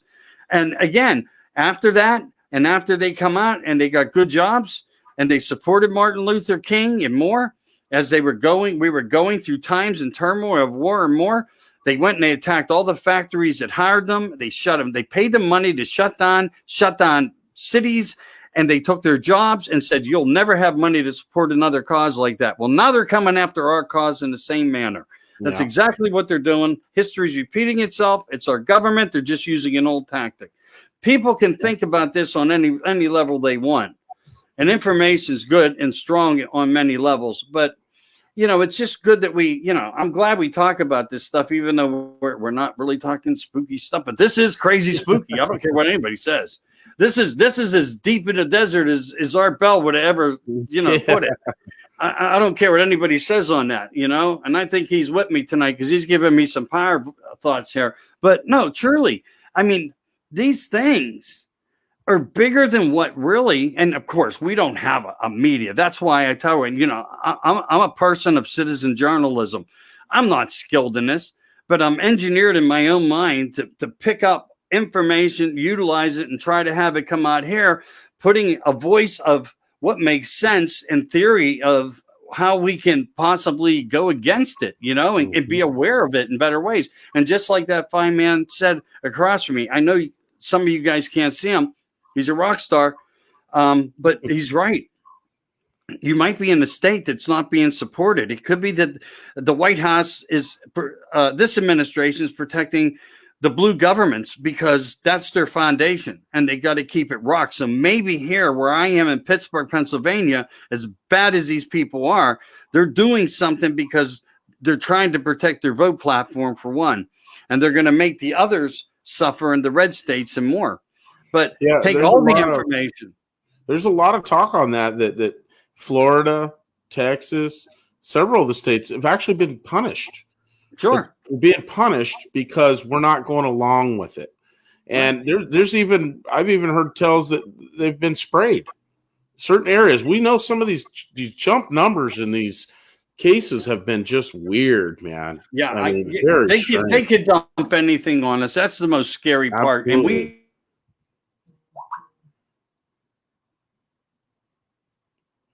Did I lose you? what's over the COVID is a kiss. Yeah, this is a test compared to what they actually have their hands on. And we know we have information on that now. But again, I think in the eyes of Trump and people of voice in a good way, like Trump once said, if I don't have anything good to say, I'm not going to exactly just say it. I'm going to try to do whatever I can to keep a positive atmosphere, strengthen the United States. And I think he did that. I think there's more information out there that we're just not going to see yet. But my biggest fear, again, is they're going to do everything they can to the death do us part. Yep, this is war. Till death do us part. They're not going to let us just walk away and have our government back and say, you're fine. Okay, we're out of here. You got a new president. No, because they know we're going to charge them on treasonable accountability charges. They might push us so hard that states actually break away from the union too. You know, we could end up in different areas, red and blue. Very possible. Yeah, I think we're getting a little purple out of the matter too. I mean, they really have a bad support plan, even out of the Democrats now. But I don't think they all voted for this shit. You look at where they're sending most of these illegal aliens, which in general will vote blue because they want free. They're shipping them to the red states. This is what's happening. They're embedding them into us, and this is part of the plan. This is part of their deal, and it's a hell of a strategy. The art of war, divide and conquer. Yeah, and it's just, you know what I mean. As hard as this is for me to say, and I've said it before, and I don't like to say it again because I don't want people to take me as the wrong guy saying the wrong thing. Did he know about this part? He seems like he knew everything. Yeah, I mean, I watched. If he did, in fact, and I'm sorry for jumping on you. No, I'll be the first one to go after if I found out that that's the case. And I watched very carefully with him interviewing with not Hannity. What's the other bald guy? He did an interview the other day. Hannity's not bald. No, the other guy, not Hannity. Tucker Carlson. No. He does his own thing now on War Room. Steve Bannon. No, he used to be on Fox. I don't know why I can't think of his name right now, but you might think, you're not thinking Coma. No. I know. We got Lemon. I mean, there's 100 names out there. The old bald guy that was on Fox, and he's not there no more. Oh, yeah. Well, okay. Trump did a big interview. In fact, he did it that night that me and you did the show last Sunday. Okay. Yeah. And we touched on some things that we had problems with, that Trump is still promoting this jab, and I'm not happy with it. I feel like we're his base, and he came literally right after we did the show. I turned the tube on, and he had this interview, and he touched on it. Why can't I think of the name right now? I know who you're talking about. I just can't put the name into my head. Yeah, but anyway, I watched his body language. I watched it twice. This guy came point blank out and said, "Well, why didn't you fire Fauci?" Yeah, he had the opportunity. Why didn't you fire this general, this crazy freaking general, Milley? Why? So, hey, Sarah.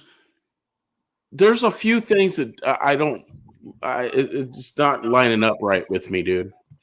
Now, there are some things here that and I'm not trying to miscalculate unless he's just trying to get the total setup to have some type of action. Maybe. But I think we're past that point. I think the evidence of the total action and actions are already in place.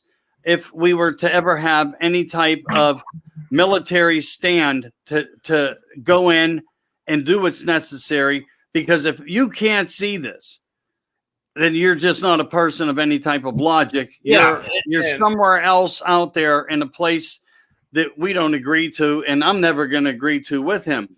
But I look at the First Lady.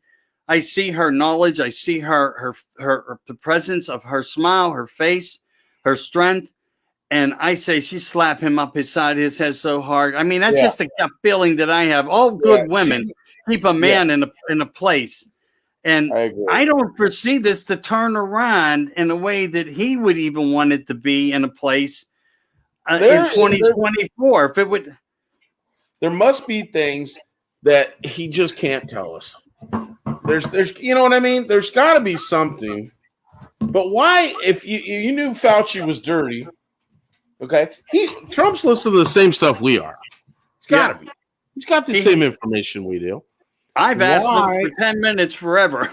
I mean, I know that he pushed it, and it's his baby, and they got the juice, but he's still saying, you know, hey, take it, it's safe. He said that on the show last week, and I go, wow, man, Let me tell you something.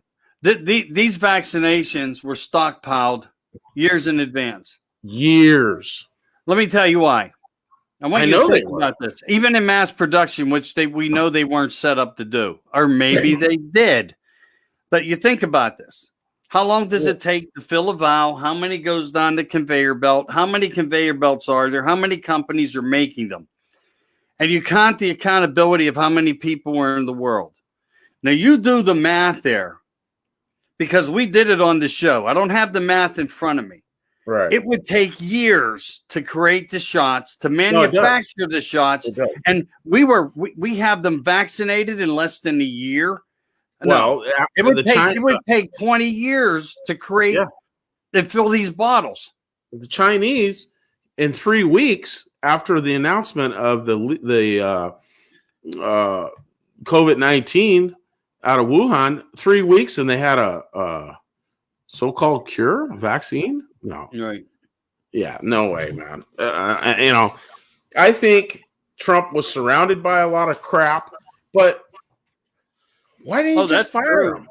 Why did he just fire him? Why did he not? Why did he let that go on? Why didn't he fire Milley? Why? I don't know. I have actually it was a suppressed video that was released by somebody high up, and I don't want to create myself to have an issue with you and we all get banned somehow. But let's just say there's an issue of a guy. Okay, he was very smart. He was intelligent. He also worked with the FBI. Okay, so I'll give you a quick narrative story. This guy actually went to Trump. He specialized in knowing how to read people and different things. He even worked with the FBI in a big way. And they had Hillary Clinton by her clutches, okay, I'll just say. Well, they did. And this guy was ready to move. He was working with the FBI. They had her. They had her. There was no way she could walk on. They were told to stand on, and they told him, we're no longer going to take this action. There's a plan for Obama, a plan for Obama's wife, and a plan for Hillary. And there was an ace in the hole if Hillary got out of line, because Obama didn't trust Hillary all the way. Yeah, well, see, lo and behold, Trump won. But the element was there was a takedown ready to occur to stop all this stuff. I'm sure. And the head of the FBI said it's not happening. Trump was never supposed to win. The fix was in. The fix was in. They just underestimated the strength of the people that wanted Hillary out. Trump's not perfect. I could say all night, well, I wish he would have done this and I wish he would have done that. But in the end, he was a hell of a lot better than Hillary, because she would have took us down this road. Where we would be now would be devastating. It'd be worse. So and you know, Trump's a man of voice and opinion, and he never had a fear to it. And I think he's actually suppressed due to issues of certain things. I think he's learned a lot of stuff in there. There's certain things you can't screw around with. Well, and I think he knows that. But I think that he does care about the average American citizen. Yeah, I think that there's a part of him that, and we know that there's a multi-list. I mean, when Obama stranded our people across the seas in the dry lands once before, and said we didn't even have the money to get them out. You know, Trump sent his planes in to start bringing all the military back. They don't talk about that. or the fact that a guy was broke down on the side of the road. No, Trump's limousine was broke down on the side of a road.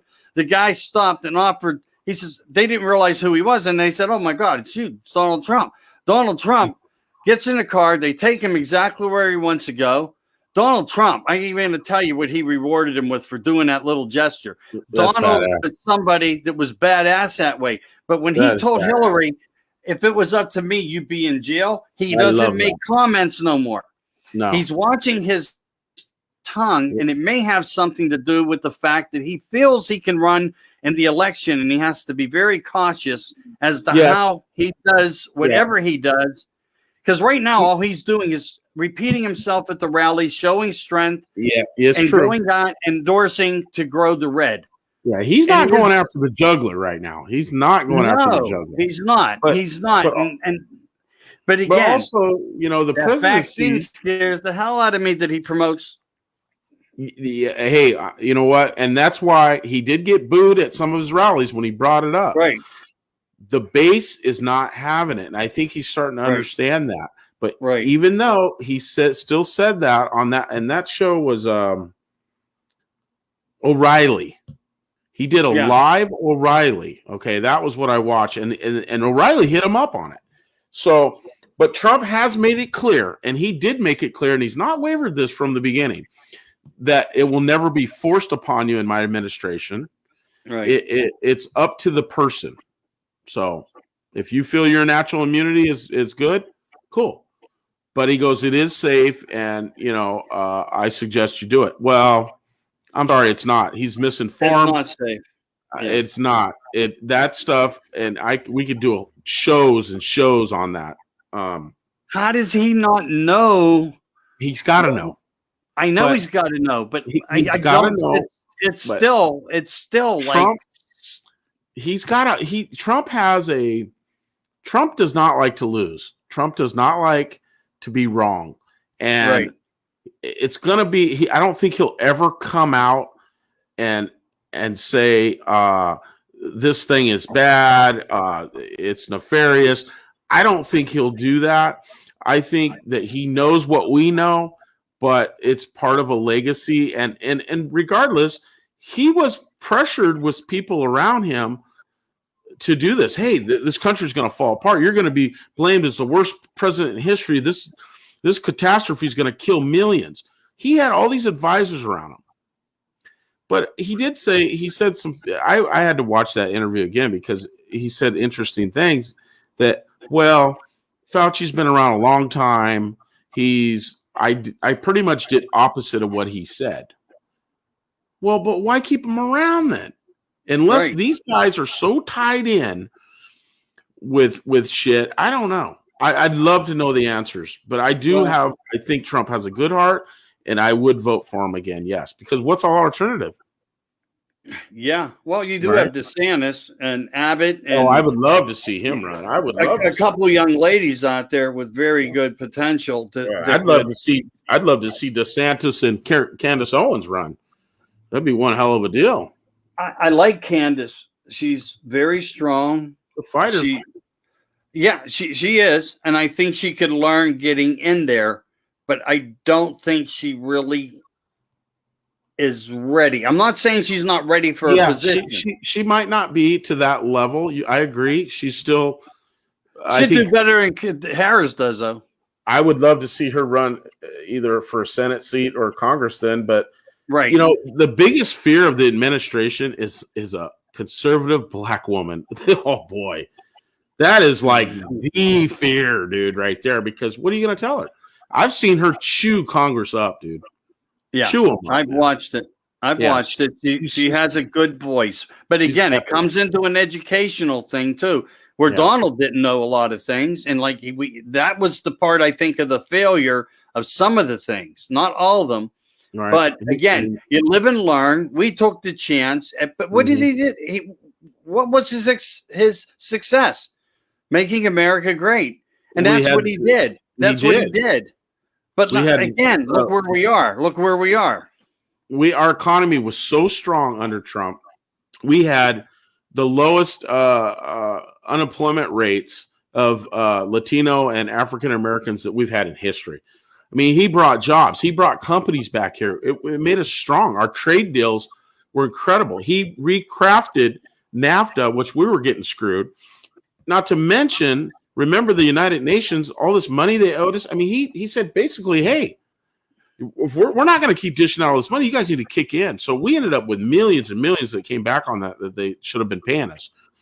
The guy went in with the great ideas and did everything and said the things that I wanted to hear since I was young. Right. But he has been learning. He has to learn. This whole game in Washington is a freak show, man. Isn't it? Yeah. It was, you know what? You got to give it to Reagan to what he did. He was very instrumental in he could persuade these Dems. They didn't like him, but he kind of charmed them to do stuff. So, well, again, too, on there, I don't think the element of elevation of where we are now had any comparable of back at that point. But he did say, and he was very clear about it, to tell the American people that we had a very disruptive government. Even Eisenhower on his way out said, beware of the deep state. We had messages because these messages were coming to us because they knew, everyone knew that something one day was going to occur, and it did. So we were conditioned even by them, but we were blindsided because it happened when it happened, as it happened. Nobody, I thought, thinking that this epidemic would have created such a catastrophic event. I mean, look how it's just had the domino effect across their ideology and their platform of their thought of how to deliver it. These plans have been in play for many, many years, way pre-Trump, and I've been studying them way back when. I just never knew that they would occur this fast. I thought maybe my kid would see him in his lifetime, or his kid. Never I thought I would be in the position we're in right now, because this country's fighting for its life. Oh, it is. Yeah. There's no doubt. These people this is their goal. This implosion, and whether they've remote viewed it, whether they knew about it, or this was all in plan, everything we learned from the Germans, from manipulation of the media, the propaganda machine. These people are they're going for what they want now. But here's the difference. What we did get from Trump was he exposed the shit out of them. Yeah. One thing he did give us, and we're awake now. There's a lot of people are still waking up, but I think their plan is not going exactly the way it's supposed to. Right. But it's evil. No, it's definitely evil, and we had confirmation to that even out of Trump in a different way. I think it was August of 2018, and to help you guys research and look it up. He did a speech, as I said. In the tail end of the speech, he said that there were very, very powerful people in this world. And even he, at some point, may have to go low, lay low. And I think think that's pretty much the occurrence that we seen happen when he left office, because even when they knew he was on his way out, his guidance was like, you can't do this. It's not going to happen. Information came one day that he could have used one day before January 20th, when the inauguration was going to happen with flying Biden. And but Biden got in because this information came one day ahead, and it could not be used against him at that point. Mm-hmm. Had he got it 3 weeks, 2 weeks earlier, there might have been a chance of one other alternative to stop this next administration to come in. Right. But that bit of information came too late. I think he'll use it in the future if it can be used, if we're ever in a place for it. But again, I think now we're in a place where we're going to have to get through some things that are just going to be forever so harmful to us. And again, if you guys can find his own wordings, I think it was part of the narrative of because they threatened his life over 50 times. And when they started threatening his wife during the last week of his presidency, he had to pretty much say, you know, and I know right now, you know, the one thing he cannot not do is try to stay somewhere in this parallel of bullshit is exactly what dangerous bullshit of where he's been placed. He just can't go totally quiet to live life out and, you know, make the best of it, because then he has hit the rest of his family. When you look at the Kennedy tree, they will come after all of you. Oh, they will. He's trying to stop that same domino effect of his family. Absolutely. And, you know, a lot of people don't know because it's not talked a lot about on mainstream media, but there was a lot of attempts on Trump's life. A lot of attempts. And they were beat back, but there was, and one of them that I always remember was he was in Lago, and a boat with frogmen had came in. They were going to go assassinate him. And our Navy just sunk that son of a bitch, man. It was gone. But it just goes to show you, you know, the attempts because he wasn't going to play ball with them. But he knows things that he can't say. I know he does. Of course he does. I mean, his own uncle was in the deep state. Yeah, but a president, even being a president, supposedly there's 30 levels of secrecy. This is what Lear talks a lot about. Everything is in 33, just like the Masonic. Yes, something like that. 33 levels, right? But the president only gets to about 15 levels. And there's so much more beyond, so much more. And so we're going to get to the upper 15. Yeah, I'd love to talk about it because there is some serious, powerful people, powerful programs, powerful people. Yeah, I mean, you have these different types of cartels, as they're called, the Felician families that are. I'm not saying Felician, that are just so rich, powerful, even over Rockefeller and the Rothschilds and the Bilderbergers. And they have gold and wealth of the trillions beyond imaginable, even comprehension. And they do. I mean, one person could give millions to every human being on earth and never be broke. Right. You know, and it's sad that they get off on not just cash, not just money, because they got it, but the destruction of innocence. And that's an evil thing. That is an evil thing. I don't know if anybody's still watching us, but there was a little cartoon type thing that was put out years ago. It's called Pet Goat. I don't know if you remember it. It was real fascinating. I'm not sure, but I'll see if I catch it as you talk. Oh, it's trippy. But at the beginning, they show George Bush in the classroom, and his head starts shaking and flipping around, and it turns to Obama's. And then Obama's looking at the child, and her brain opens up, and an apple comes out, and a seed grows, and then it goes into the whole show. It's like a cartoon animation.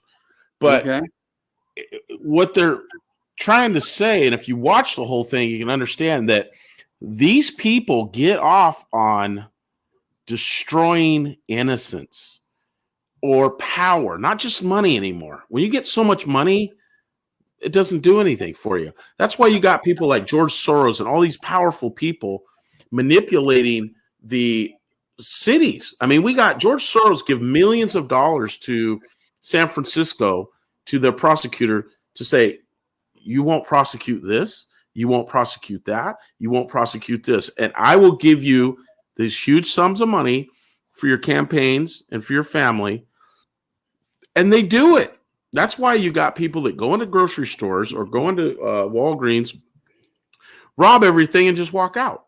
You know that they can't arrest those people? I know. Was that called I Pet Goat? Yes.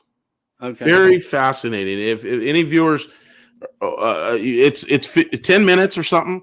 I Pet Goat, and you can do it. Check it out on YouTube. But I tell you what, the more I watch that, I go, wow, that is really kind of how they're going after the innocents in a way. And they show the Twin Towers, they show Obama, they show. Oh my God, it's another one I want to do because I want to get to all that, and we're not going to do it all in the night ever. You know that.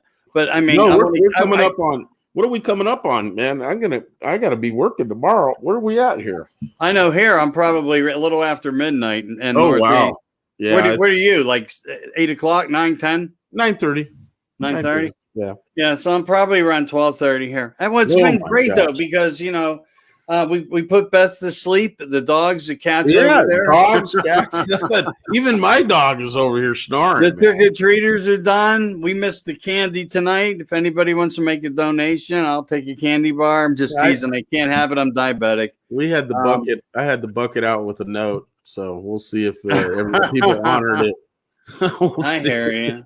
Thank you for doing that for the kids. I appreciate it. Everybody does. Oh, absolutely. We got to support them. And I get what everything you're saying, and the Depop thing and more. And when you really come down to the element of what's the necessity of it all, and why is it all so important to them? If there's less people and there's less children, I mean, what does it really matter? Or is it just a matter of slavery and elimination until they're all gone? It's like, what is the sole purpose behind that whole thing? Because the earth has too many people, or the elements of the earth are being destroyed because of this, that, and the other. It all comes down to what we're seeing of a method of madness of creation of a mandated devil's juice. And that's the best way to put it for Hell-O-Ween night. Yeah, nothing less than devil juice. Sick people, devil juice, nefarious. Their minds are actually sickening. And I've always said, liberalism is a mental disorder. I got that from Savage. It's so true. So true. No. Well, I think we should say goodnight so you can get some rest. So I'm going to go to bed myself here, tuck in.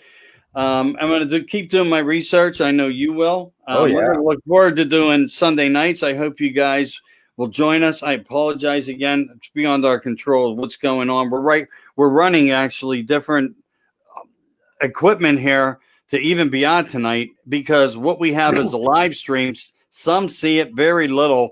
It's like they can't open the links. So support as much as you can. Hit the follow button, because maybe that'll help it a little bit better if we just don't show up on the pages and days to come or whatnot. That could be if everybody gives a thumbs up, it helps the rhythm of it, right, and it will help the show. So right, but again, many thanks. I mean, when you guys can hang in here for the whole entirety, that's just phenomenal. Thank you for that, and I appreciate it. That's a long, right. So I do look forward to putting out anything, and I know Rich will be doing many things during the week as well. I'll do the best I can to keep information on and just come on and have some talks. But what we're going to be doing on the Sunday night platform is going to be kind of like the Friday night platform. But we're going to be doing different narratives of disclosure and controversial issues of untold truths and so forth. Where Friday nights for me at 10 o'clock talks a little different. It's about fight, be mad. Everything in the world that's going on, disclose it and vent with it and do the best we can. But, thank you, Barb. I appreciate it. And always feel welcome to make comments.